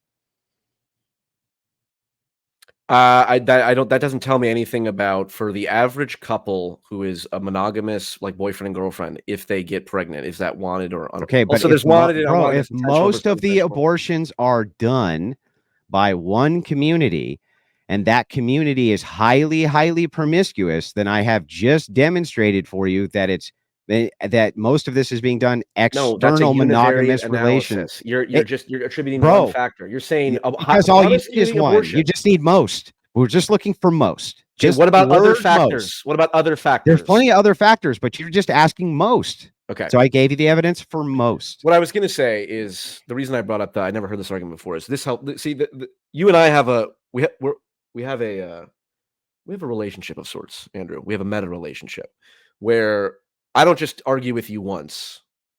We argue in iterated bouts. Now I can take what you've told me, evaluate the arguments on my own, and come back and destroy you next time. But let's get to the fundamental issue, which I will absolutely destroy you on right now, which is this problem of interpretation. Yeah, let's get into that. So this would be the main criticism. I don't want to straw man it. Yeah, can you summarize your position? Yeah, well, let me make sure that we're not talking past each other. So here's what I wrote down. Okay. Peterson claims I'm paraphrasing this, okay, but Peterson claims the fundamentalist view is worse. Okay, hang on. You want me to just pull up the part where he says it? Nope, don't. I'm gonna paraphrase it real quick. Then I guess you can play it after that, but I just want to make sure. Peterson claims that the fundamentalist view is worse than the non-fundamentalist view because their claim and their take on the book is absolutely the only correct one. That's true, Paul, but Orthodox are not fundamentalists. You get this confused. We're not. Yeah, I know. Yeah, someone pointed that out. That's correct. I was using them somewhat interchangeably. Yeah, we are not fundamentalists. So you got that wrong in your video too, Paul. Peterson, I get many things wrong all the time, Andrew. Yeah, I know. That's but now you're gonna have to make you're gonna have to make a longer video, just going through this video and making revisions to it. Peterson, I'll just clip this conversation and save me time. But Peterson and Paul are conflating yet another form of Protestant babble and prattle in appealing to the Bible itself, absent the holistic of the church. So Paul, being the fool that he is, doesn't realize all the groups that did this exact same thing. Let's take an easy group, feminists. They wrote the women's Bible exactly to get the result out of the Bible they wanted to see in the world, which, as you saw, Paul said the exact same thing. He used the Bible the exact same way. This actually proves, Paul, that his ideology is the one that falls prey to the problem he's criticizing us for. Mine does too, yes. As he believes he's the ultimate interpreter of something way bigger than anything I could ever claim. And that is that all outcomes for all people are good and which outcomes for all people are bad. based on straw man his me. subjective interpretation. Talk about a God complex, Paul. You just That straw is man me. the ultimate God First off, complex. I never said I was the ultimate interpreter of the Bible. I would You never would have say to be. that. It's an entailment. I'm the ultimate arbiter of Enlightened Centrism. That's for sure. I'm the viceroy. Bro, it's an entailment of the position to say that you evaluate the Bible based on its outcomes that would make you the ultimate interpreter. Yeah, but I'm aware of my infallibility. If I said I'm the ultimate one. Who else could there be besides you? Well, when you put it like that, Andrew, maybe I'm inclined to think that I am the ultimate arbiter. Yeah, who else could? Let me if play. You are the interpreter, and it's due to your interpretation that you can determine which outcomes are good and bad, you're the ultimate arbiter, Paul. I don't know what ultimate arbiter means. It means nobody else's subjective preference when it comes to the judgment of this can be better than yours, because I don't believe that. Oh, you don't believe that? No, obviously. Then whose judgment is better than yours when we evaluate these outcomes? My fellow brothers and sisters of Christ. That's and how do you determine that they're correct? Okay, hold on. You're pointing out exactly the correct thing, which is I have the same problem that I accused you of having. No, but I don't have the problem, and I'm going to show you why. Do. Okay, hold on. Wait, but I just want to make sure that we get through this, right? How do you know, absent you being the ultimate arbiter? I don't know what you're. Let's continue, and then this will crop up. Oh, okay, fine. I don't really know what okay, so getting at. Subjective morality. Hold on. Jim Bob's bitching at me. If a stranger kicks a pregnant woman who wants the child, within the same time frame she could take the pill, should the stranger be charged? No. Yeah. Subjective morality with zero Thanks, grounding based around non-discoverable knowledge is your position, and that's why you're wrong.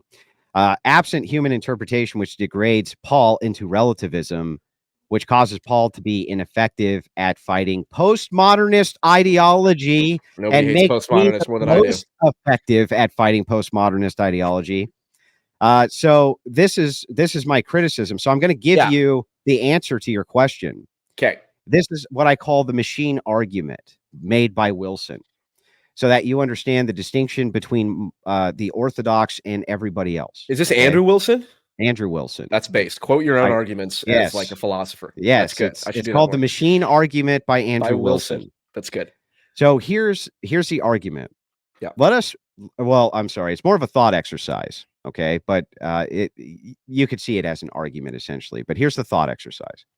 Let us assume for a moment that you are a great machinist who works in a machine shop. Okay.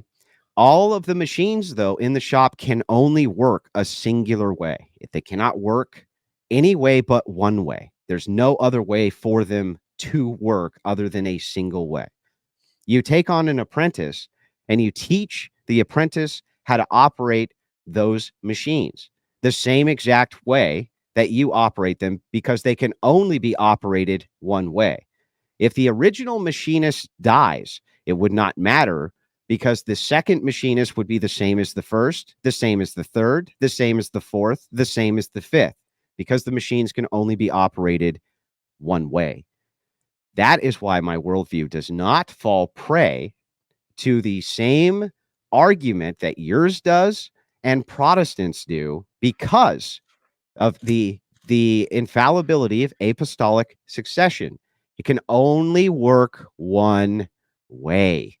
The machine cannot work any other way. By the paradigm viewpoint of all other Christians, there can only be one truth. And if there can only be one truth and only one way for the machine to work, then the apostle who comes after the apostle who comes after the apostle who works the same machine the same way must be the correct view. Ever played the telephone game, Andrew? Sure. And what do you notice about the telephone game? That things get lost in translation. Or succession, one might say. Yeah, but that has nothing to do with my argument. Do you want to address the thought exercise? Yeah, it's good. And I will refer to it as the machine. I will start referring to that as the Wilson argument when we're talking about apostolic succession. I will help spread your memes far and wide. So just for people watching, what we're getting at is the claim is, as Andrew pointed, and the video is not just me criticizing you. The first half of it is steel manning you. And like Andrew points out correctly that you have these Protestant churches that say Jesus was non-binary and all this weird shit. And Andrew points out, well, hold on, if it's sola scriptura, if you're just looking at the Bible and interpreting it yourself, who's to say that your interpretation is wrong? And that's what Peterson identifies as the fundamental correct criticism of postmodernism. There's an infinite number of ways you can interpret a text or any phenomenon, and there's no obvious way to determine which one's Postmodernism. canonical. Yeah, This is postmodernism. Postmodernism, also an entailment of it, though. The reason that can exist is because it's being brought to you by a P.F. Jung, Jordan Peterson style subjective, non-grounded morality. Okay. That's what opens it up to the criticism. Sure. Those who defer to objective morality would have to claim that there can only be one truth and one way for the machine to work. If the machine could work any other way, it would be untrue. Therefore, we would have to pragmatic or pragmatist evaluation of truth. Well, no, pragmatists would adopt our stance for what is true, but it would still have to say it's subjective ultimately, whereas we would believe it's objective because there can only be one. So, so the thing is that the machine always works the same exact way from the inception of the inventor. So if that is true, then it is the truth because the machine works. All right. Here's where the real debate begins. And I did my research. Okay. The criticism I was leveling against you is saying Hang on a second. My daughter's ignoring me and I need another cup of coffee. You point out, how do you know which interpretation is correct? If you're Protestant, sola scriptura, if you're filled with the Holy Spirit and someone else is filled with the Holy Spirit, how do you know which one is correct if they give conflicting accounts? Andrew, how do I know which ecclesiastical authority is correct? Why are the Eastern Orthodox correct and not the Catholics? Because of I just pointed out to you. Apostolic Because succession. in the objective theory of truth, there can only be one thing which is true. The reason you have to concede that this is true is because of the law of excluded middle and the law of non-contradiction. The law of non-contradiction states something cannot be both true and false. That would be a contradiction. The law of excluded middle would say that the thing cannot be kind of true or kind of false. It would have to be either true or false. Law of excluded middle. The thing must be what it is. I have a massive... So Christianity is a thing. It must be itself. Okay. If it is itself, there can only be one way that is true, or no way which is true, but it cannot be both. Okay, so why are the Catholics? Why should I not convert to? Why should I convert to Eastern Orthodox, or why should I submit to Eastern Orthodox ecclesiastical authority? Because the machinist has never changed, and therefore the machine has always worked the same way. The machinist has always been the same since inception. This would be the apostles of Christ. Yes. You mean Peter, whom Jesus gave the keys to? He gave them to all the apostles. Oh, did he? Yeah. He said he would build his church on the rock that is Peter. Peter being named before all of the other apostles in virtually every verse. Yeah, so what though? Because he gave the keys to which Peter, existed not first. The other apostles. Which existed first? Did Catholicism exist before Orthodoxy, or did Orthodoxy exist before Catholicism? I don't know. Orthodoxy existed before. Yeah, and then Jesus showed up and said, Peter, I'm giving you the keys. Orthodoxy existed before that. It existed before there was a Catholic Church. Why? The schism was when Catholics declared that there would be a pope. The church always operated with only bishops. That's how it operated. No, it's not wrong. Why did the Eastern churches in Antioch and areas around there constantly defer back to Rome on matters of evicting bishops from the Episcopalian residence? Because they so on. And so but so what? Who cares? It showed deference to the church in Rome. It did not show that there was a pope. It showed that the church in Rome had final authority. No. East. Yep.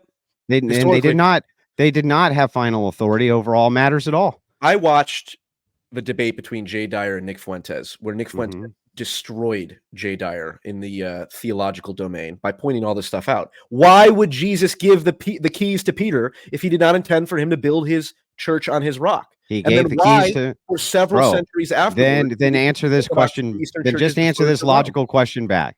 Why wasn't there a pope from the beginning? And if there was a pope at the beginning, okay, then even then you would have to concede that then either they have the unchanging foundation or we have the unchanging foundation, but the machine argument would still be in play regardless of which you chose.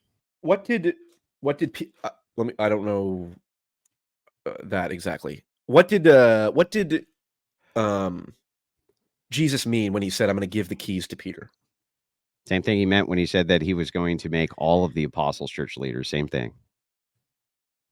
Okay, but he said specifically, I'm giving the keys to Peter. Yeah, Peter so and what? the apostles. It's just phraseology, but who cares? It's Ultimately, just phraseology. The it wording of the doesn't- Bible is just bro, phraseology. it doesn't take away from my argument. Let us It concede. does. Let us concede for a second, for the sake of argument, that orthodoxy is incorrect and that Catholicism is correct, and they have a complete and total unchanging standard from apostolic succession. The argument would still stand. That would be necessary. That would be the necessary key. Yeah. That the thing always worked and was unwavering. You take your pick between these two churches, fine, but they do not have the same criticism which can be levied at them that you can at Protestantism, and there's no way around that. Okay, hold on real quick, because this is just funny. Jesus meant he was too drunk to drive, and Peter was a designated driver. Jesus was an alcoholic. BAC content of 14% if his blood turns into wine. The machinist, the Wilson machinist argument, you may or may not be familiar, applies to papal apostolic succession, does it not? No. Why not? Because of schism. So if there's a schism, it can't be the same body. The machine has to work the same way. Okay. I would honestly, I do enjoy trying to steelman the Catholic theology here, but let me ask a broader question. If you're correct, this is what you are engaging in pure logical. Your worldview is the only logically coherent worldview, correct? Yes.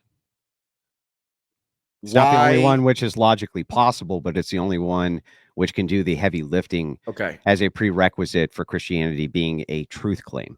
Okay, this is not a debate question. This is more of an interview question. I'm genuinely curious. Why then, if you are in possession of the clearly logically coherent argument, and you're operating from a Christian perspective, why has the Catholic Church not submitted to Eastern Orthodox teachings? They do submit to Eastern Orthodox teachings. They just don't submit to the church authority. Well, why do they not submit to the church? Because they're schismatic.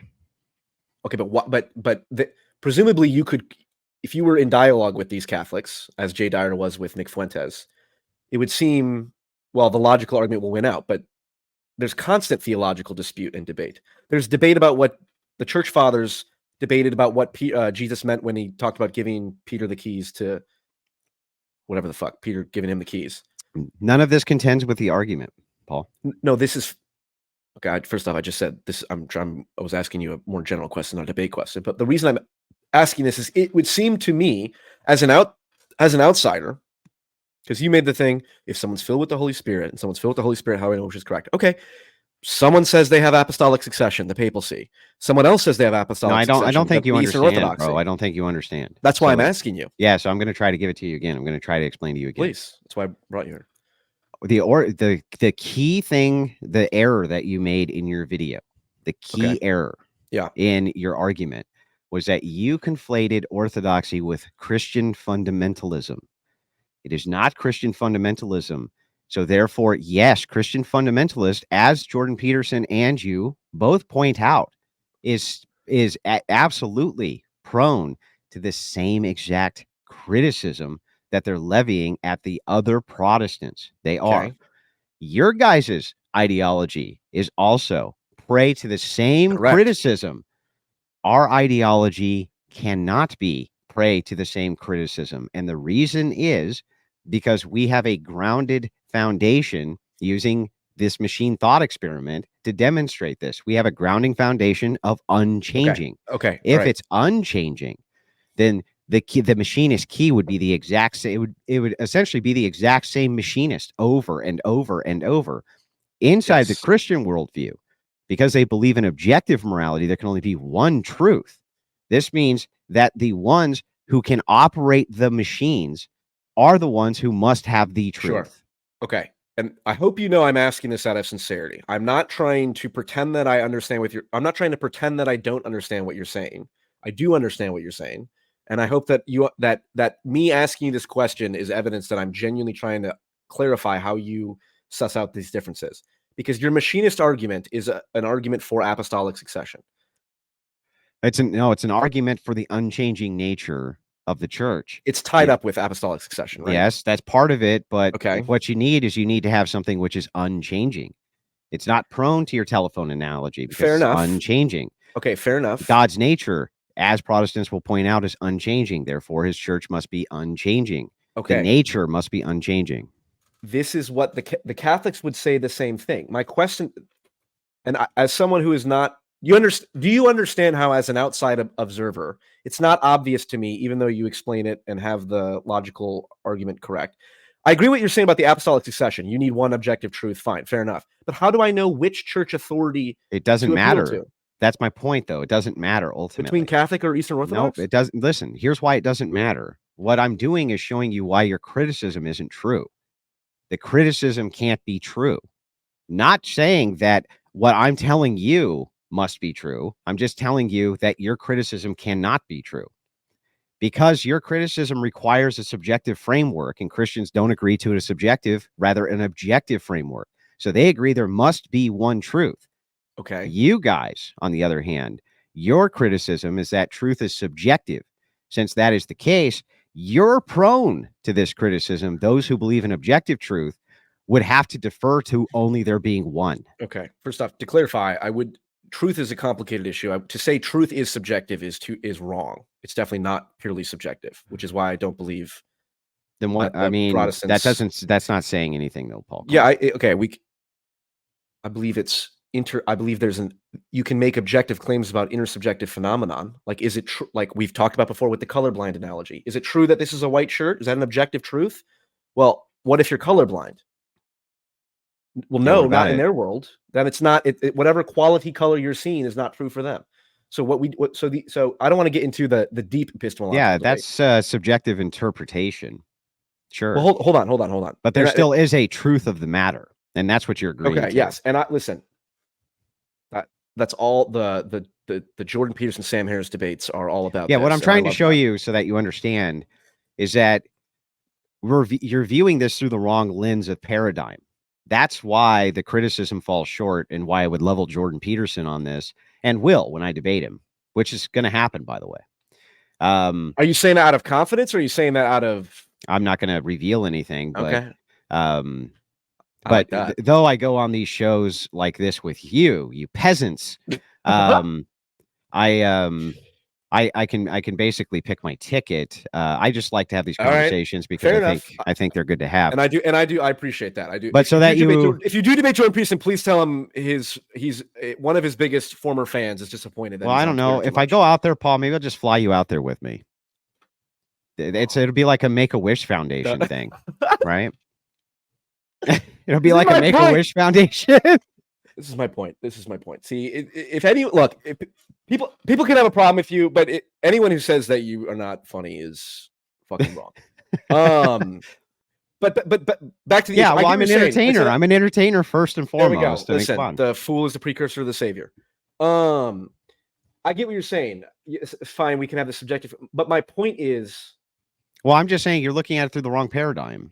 If you look through it through the correct paradigm, but hold on, you could have this. You could have this criticism. You are subject to the postmodern critique, and the reason you and Jordan Peterson will always be at the mercy of the postmodernist is because the postmodernist can only have the worldview absent an objective, grounded truth. The Christian is not subject to the postmodernist criticism here, and that's what Jordan Peterson's alluding to.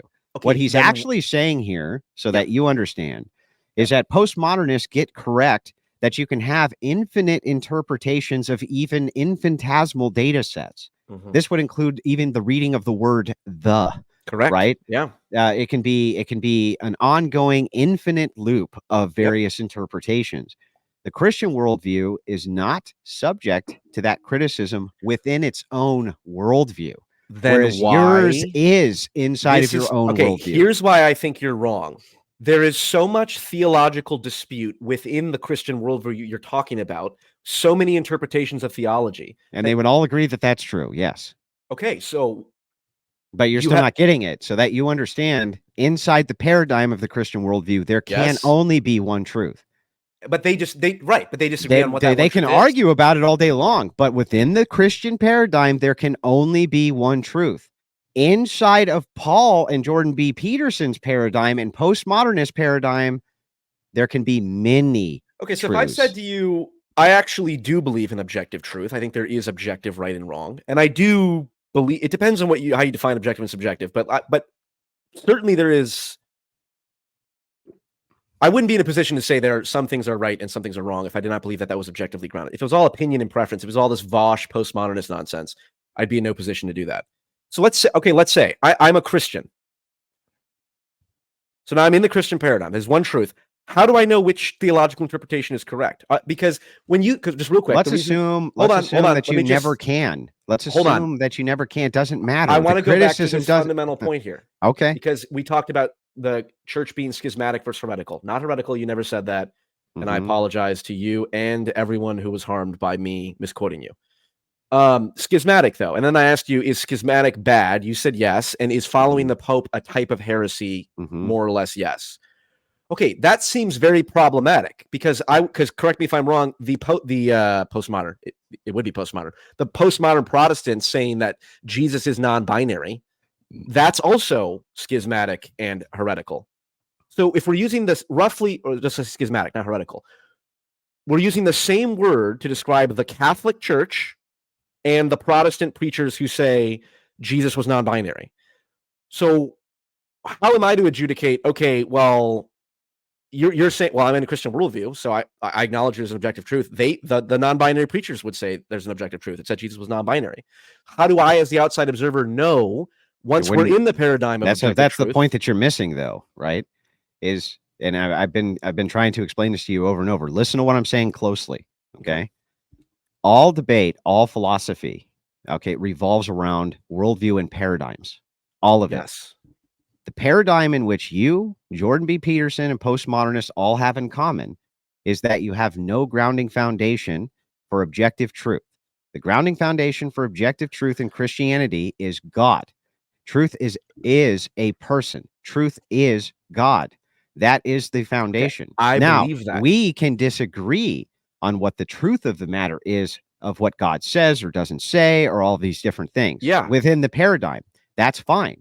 Okay. But we're not subject to the same criticism that you are subject to because we do not believe in subjective truth. So this would be an internal paradigm fight, but it would be revolving around the supposition that truth is objective, whereas your supposition would be that it is not. So you're prone to the criticism. We are not. Okay, you listen to me now. Okay. I believe truth is objective. I don't call myself a cultural Christian. Then ground it. God. The Logos. God? God. Okay. So God is God. the truth. And I mean, I'm not saying this as a thing. I believe in God. Now, the nature of God is certainly up for dispute, but I do believe in God. I believe in higher power. Okay. Okay. What's the nature of this God? A mere mortal like me could not put it into words simply. But hold on. Well, then put it in complexly. God is what is allowing us to have this conversation right now. Okay. Hold on. I agree with you. Truth is objective. I'm in your paradigm. I don't call myself a cultural. I think the Vosh postmodernist. Well, first off, nobody bitches about postmodernism more than I do. So I get that I am. But you understand that you're subject to their criticism of your worldview. According to you, not if you have an objective grounding for truth. Yeah. So what's your objective grounding for truth? God. Okay. So all standards for truth for you are the commandments of God. Yes. And is there only one truth? Yes. Okay. Why is abortion not murder? Because it's not a human being. Okay. So because hold on. Well, abortion, it depends on the abortion. If it's 9 months, that's murder. If it's a clump of cells, no. Is that subjective or objectively true? Objectively true. It's objectively true. Is it objectively true we're having this conversation right now? Mm-hmm. Yep. That's objectively true? Yeah. Okay. So then I got to ask you this. Okay. Can your God lie? No. He can't lie. Can yours? No. We have the same God, so no. Well, as we go through the nature of what God is, I just want to make sure I'm going to show you the orthodox nature of God. Okay, and if you fair agree enough. that is the nature of your God is the orthodox God, then I have to wonder why he wouldn't be an orthodox Christian. Okay, fair enough. Let's do this. This is a good exercise. Okay, continue to walk me through it. Okay, so your God, did he die for your sins so that you don't have to sacrifice any more for your sins? He sent his one and only son to do that. What does that mean? He sent Jesus Christ to do that. Which you're Trinitarian, of course, right? Of course. No, I don't even fully You're not a understand the implications of Trinitarian? that. I don't know what I am exactly. You don't know what you are. Can you be a Christian without having a fully fleshed out theology? I think that you can. I wouldn't say that you couldn't receive salvation because Okay. you don't understand deeper theological meanings. But what I am saying is that you, unfortunately for you, is you are capable of understanding. And so if you are capable I of think you understanding, overestimate me, Andrew. I'm dumber than Yeah. I look. Okay. So then going back to this, as we look at the nature of the God has to be able to do the heavy lifting. In other words, the worldview itself has to have the root foundation to do the heavy lifting.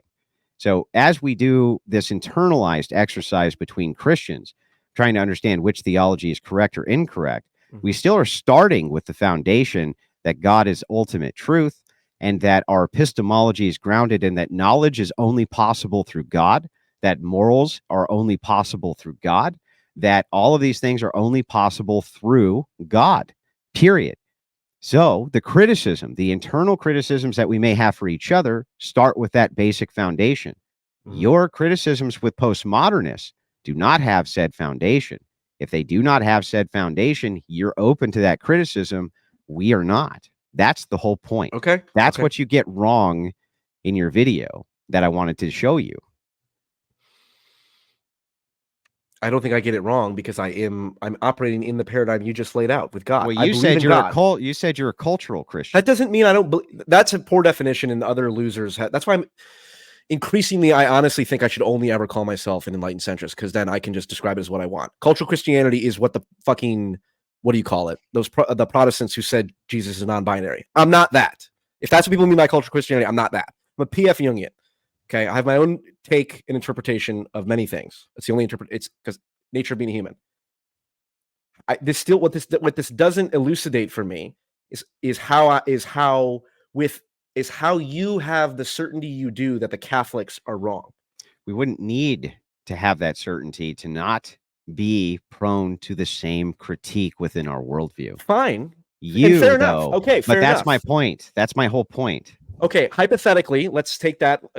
For the sake of argument, let's say that's true. Then that's it. That's the end of the argument. it's not. Your criticism inside the video was wrong. If you concede that point of the argument, you've conceded the argument. I'm saying no. Okay, very, very crafty. Hold on. I'm saying it is very crafty because it's true. I'm saying in this conversation you and I are having right now, let's say for sake of argument, even though I don't believe this, that what you just said is true. That being in the Christian worldview exempts you from the postmodern critique. For sake of argument, let's say that's true. Well, it wouldn't exempt you from their critique, but the critique would be dismissed from our paradigm. Fine. It protects you from the your critique. Paradigm, it cannot be dismissed. Okay. That's the end of the argument. Well, No, then it's for not. the sake of argument, you've conceded the argument. That's what it means to say for the sake of argument, I'll grant you this. No, okay, so for sake of argument, let's say that's true. Yeah. Now I'm faced with the problem of, okay, the postmodernists, we fended them off. The barbarians are gone. The Night King is dead. We still have the Lannisters. Now I'm in a world where I go, okay, we're postmodern critique. We've defended against it.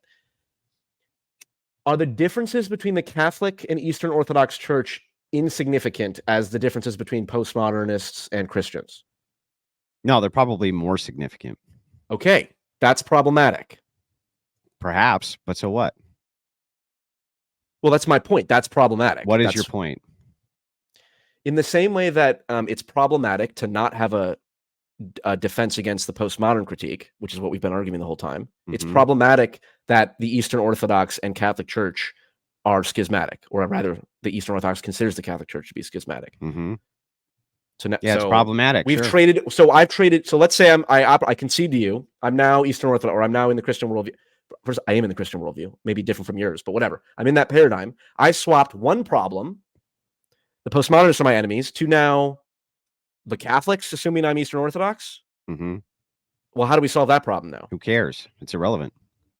It's irrelevant to the argument. It's irrelevant. Okay, but Andrew, you and I are so much bigger than the argument we were having 5 minutes ago. This is a new problem we have. This is a new argument we have. I don't know. I would say that if you wanted to dive into the theological differences between these major groups, that you should talk to somebody who is a theologian. What I'm giving you is what I came on here to do was demonstrate for you through political reasoning. Yeah. Exactly why your criticism in this Chen debate, all of your criticisms, in fact, were essentially wrong. And I demonstrated Is this that what all it's of like them. to beat Andrew Wilson in a debate? I just realized I just beat you in the debate. What was the debate? You just said Mm-hmm. if you want to know about that, you should talk to a theologian.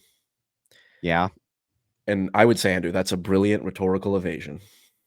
It's not an evasion. It's nothing to do with the argument. You've evaded the fundamental issue that I'm.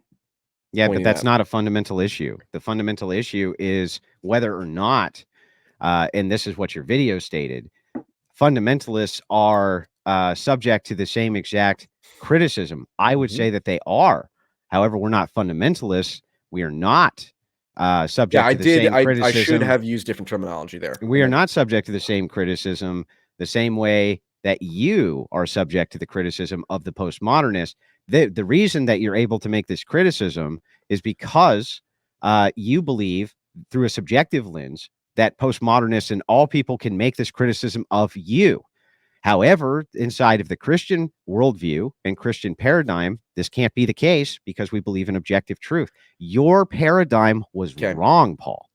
No, it is not.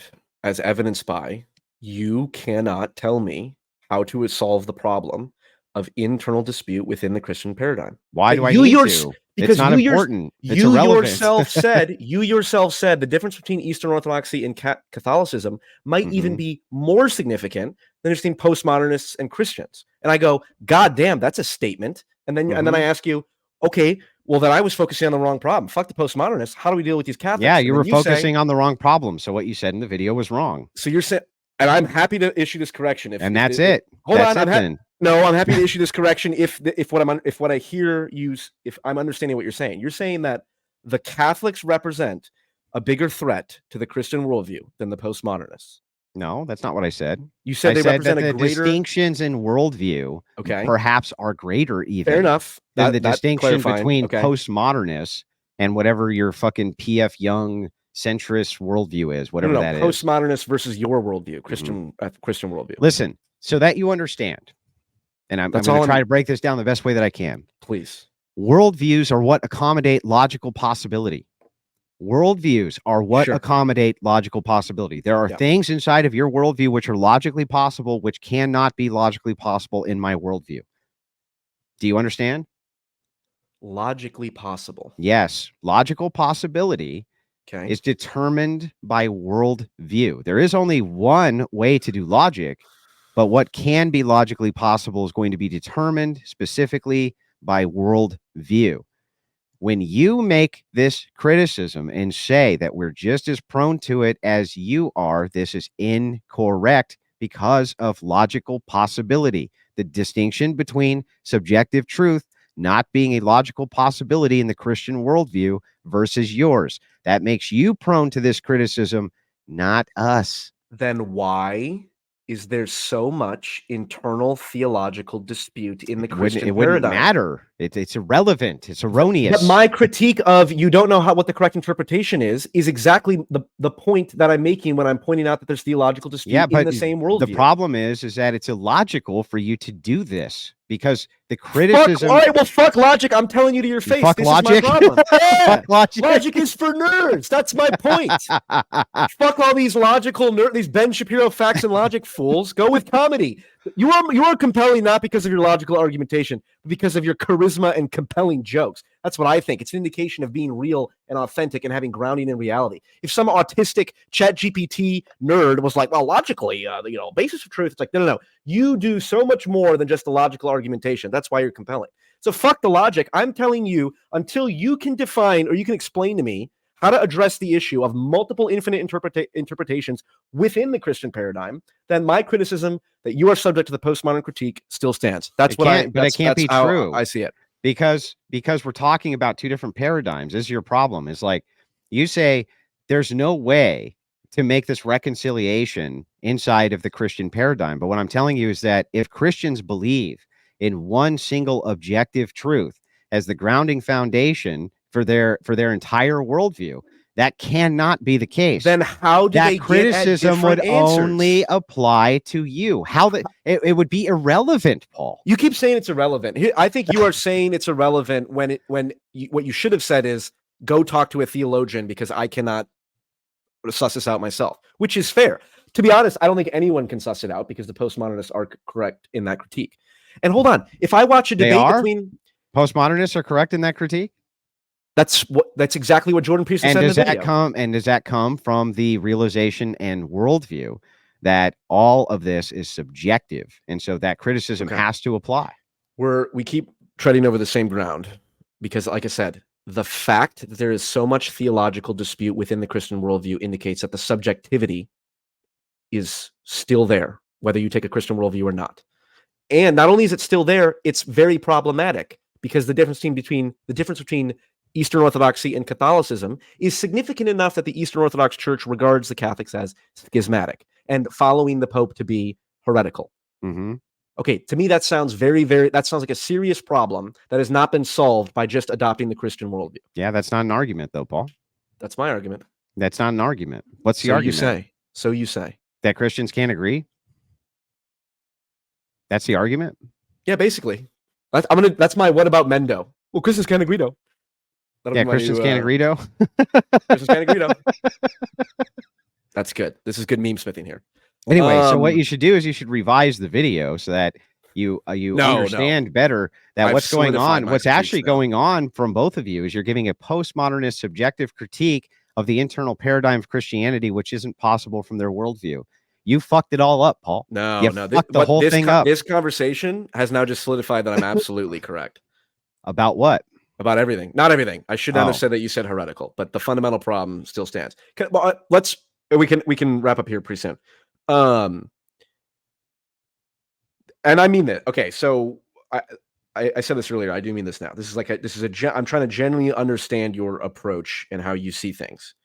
And I would encourage anyone watching. Jay Dyer did debate Nick Fuentes, and it was I think a fantastic debate because it's the root of this theological problem. It's entirely a problem of hermeneutics and theology because Nick Fuentes and Jay Dyer, I would assume, agree on almost all of the most relevant political issues. Nick Fuentes and Jay Dyer would agree on, I'm assuming, for the most part. But then the question arises, well, what about all this fundamental theological divide here? And because in my mind, Andrew, if you had said it's really not that significant at the end of the day, I probably agree with that, but that's because I don't know much about it. And then the fact that the Eastern Orthodox Church regards Catholicism as schismatic indicates that, okay, there must be something significant here that I'm not aware of, and I'm just curious what that is. So my question is, if you are correct within the Christian paradigm, that Eastern Orthodoxy is correct, why do you think the Catholics are just purposely misunderstanding? Do you think they're just dumb in general? Or if you have the correct logical argumentation within the same worldview that Catholics do, why is there not more reconciliation than there is? Who cares? And it has nothing to do with the critique, bro. I'm not asking you for the purpose of debate. I need you to understand the way that my brain works. Okay. So I watch your video and I go, okay, let's listen from Paul's rational, logical paradigm, the distinction between what Andrew is doing, what Destiny's doing, what Lauren Chen's doing, the way that all these different people are viewing the world. Okay. This person's viewing it this way. This one's viewing it that way. This one's viewing it this way, blah, blah, blah, blah, blah, blah, blah. Okay. So all I did was go through, look at your criticisms and purposely come in and address each one of the criticisms. What I'm telling you is that your statement cannot be true inside of the Christian worldview because we believe in objective truth. It can only be true from the paradigm of subjective truth, which is what you follow, which makes you subject to the postmodernist critique and not us. And that is where you and Jordan Peterson both committed a massive fallacy when you were talking about this debate within Christianity, because we believe there can only be one truth, which means that this can be reconciled. Yours cannot ever be reconciled. Cannot be. Anything else? That's it. Look at things through the correct worldview, Paul. Like I said, Andrew, you are correct that Enlightened Centrism has not achieved anything pragmatically. Yeah, well, it hasn't achieved anything at all. Not at all yet. At all. Yet. Nothing. All right. Now, has my worldview This is good. achieved a lot, Paul? One might say. I have to look into it more. Like And all honestly, of the West, has it achieved the entire West well, and the East? you know what? I used to think that I used to think that the Crusades were immoral, and then I saw something about it, and the Crusades were kind of justified. I'm like, kind of think they were probably justified. Although it was, of course, the Catholics who, once again, the Catholics have to save the Eastern Orthodox ass because they can't handle the Turks, and you guys lost Constantinople. Embarrassing, to be honest. I would be embarrassed to be Eastern Orthodox if I lost Constantinople like that. But no, I'm just fucking with you. So, okay, I think we should wrap up here. We're at 2.5 hours.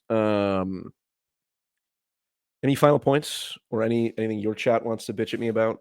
Yeah. that you would like to So you raise? should revise 100% your video, your criticisms inside of your video, because I literally will all of post them this are wrong. follow-up conversation. I will not Yeah, that's- I revise the mean, video. You won't revise the video, even though even the errors that you know you made, like the schism versus heretical things, that you won't even No. revise that. You're just going to stand by bullshit. No. I will. You know what I'll do? I'll pin the. Here's what I'll do. I'll post this entire conversation that you and I just had, where you had complete ability to clarify, and then I will pin that comment to the video, and I'll put a note in the description, and I'll even maybe put something in the title that says "see follow up" or something like that. I'm not gonna take down the video. And I know you. Yeah, I know, and I know you. I know you aren't actually demanding that on my own channel I fucking take down the primary source of income. I made almost 700 cents off that. Yeah, I mean, I would think that if you were interested in objective truth, that you would revise it so it was objective, but that's just me. Well, but if I took it down, then it would. Well, if I took it down, I'd be like a coward, right? It's like, oh, well, he made these wrong criticisms, so he doesn't want people to see that he was wrong. So I'd rather post. That doesn't I'd follow. rather. I think it does. I'd rather post this conversation. Okay. Fair enough. Yeah, I mean, it just seems like essentially you're standing by misinformation for the purpose of views. That sounds fucking base to me. Does it? Okay. Last super chat here. Did your chat have anything to say? Yeah, they have all sorts of super chats. So. Okay, but I'm assuming you're gonna do that on your side. Mhm. Andrew gave a lot to think about. Well done, worth watching and thinking over. Well, this is why I said in the video, the conversations I have with Andrew do require me to think the most, more than most probably. And I regard it as a valuable asset to hear in what ways Jordan Peterson could be wrong, because the idea that Jordan Peterson could be wrong, I don't know, that's like telling a Destiny fan Destiny could be wrong. It just doesn't fucking compute. But what do you mean it doesn't compute? Like, look, it's fine to have heroes, man. I have heroes. Okay, I have people I look up to. I'm kidding, Andrew. I'm kidding. But your hero's it's hard. Your hero's dumb, dude. That's why I said he's a dumb fuck. That's why I've made many videos. That's why I call him a Zionist shill. And I made a video saying why I'm not a fan of Jordan Peterson anymore. Anyway, thank you, everyone. Well, enjoy making cash off of absolute total lies. You know what? It's not total lies. And how about this? I will. Oh, this is what I wanted to say. Are you going to debate Muhammad Hijab?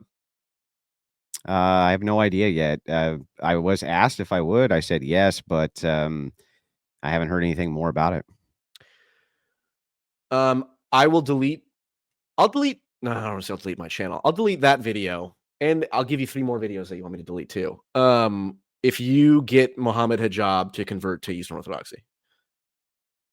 Yeah, I don't think that that's going to happen. I don't think it's going to happen either. But I'm not even asking you to delete the video. I'm just saying that maybe a follow-up of you saying, well, as it turns out, I kind of was full of shit about a lot of this, and that's your interpretation. And I'm kind of a dipshit. I really that I say all the time. I really kind of fucked this whole thing up real bad, Okay, I will meditate on it, and if I might come to that conclusion. All right, no problem, dude. Thanks for having me on your show today, and thank you for allowing me to address. Yeah, and thank you for being obviously a good sport about it. That sounds condescending, but thank you for listening to the those are real objections I have. Thank you for going through them and talking about them, and I think that's helpful for everyone. So what was I do have one last thing before I go. Okay. So what do I have to do to convince you to stop being a fucking dumbass centrist and get with the program so that we can actually take down what you consider the postmodernist threat? You have to tell me why you have to tell me why Eastern Orthodoxy is 100% correct and Catholicism is wrong. Is that a centrist position that people tell you that you only can be 100% correct or you can take no action? No, it's a centrist position if you're going to say that I have the problem of too many interpretations and not knowing which one is correct, you have to demonstrate that you can solve that problem within your worldview. Yeah, but I demonstrated that. No, you said go talk to a theologian. No, that's particularism. So when it came to particulars, when you're asking these particular questions, I would talk to someone more knowledgeable about the particulars. But I demonstrated to you the distinction between objective versus subjective, and that within our worldview, it can be reconciled. Yours, it cannot. As you pointed out, I'm borderline autistic, and so I must understand these particularities to really have a comprehensive worldview. So particularism is what I would need to get into, which is why I love talking about phenomenal conservatism and all that. Who brought you to phenomenal conservatism again? That's my point. What you have done is demonstrated the necessity of understanding theology. Like you can't make a moral statement in the West at all without appealing, at least in principle, to Christian ethics. And you can't understand Christian ethics without understanding the theology underlying it. And that's probably the single most valuable thing that you've provided, is demonstrating the necessity of theology. And Lauren Chen, who doesn't know her theology, other than, well, the Bible's the thing. And I like Lauren Chen, but she just was like, well, the Bible is the ultimate authority. It's like, you don't even know how to begin to get to the theological roots of that. And so if particularism is what you're talking about, I need nobody loves particularism more than I do. Okay. I'll tell you that.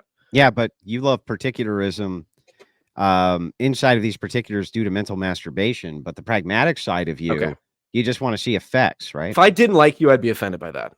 Yeah, but I mean, you just want to see effects ultimately.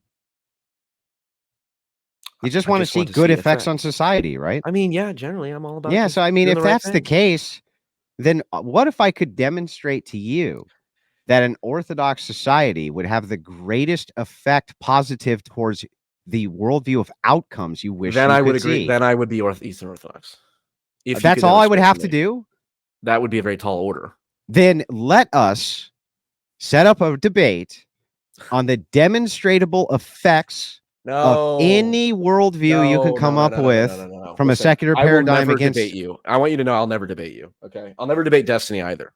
I'm afraid of both. Oh, what? Well, you've already debated Destiny a bunch of times. Would you have well, you debate Catholics, right? All the time? Yeah, I mean, look, I don't do generally theological debates. Okay. I do political debates, but the thing is that this is a political issue. So the political issue from your worldview is this. You're saying, Andrew, what I want is the positive effects in society, and I don't give a fuck where they come from. I don't give a fuck as long as the society reflects closely with the worldview that I think is positive. What I'm saying is that I can literally Dillahunt your ass and show you that don't even use if I that. adopt that Don't use entire that one for me. worldview, that I can prove to you that Christian ethics does exactly that. And that under orthodoxy, they're more effective than any other form. That I can do, Paul. I want you to lovingly do this, not debate me. I want you to lovingly engage in dialogue with me. Okay. This is what we did today. I respond much better to that. And many people do. Okay, man. No problem. All right. Fair enough. Thank you again for coming on. We will talk again, I'm sure. All right. Take care, Paul. Have All a right. good one. Godspeed. Peace.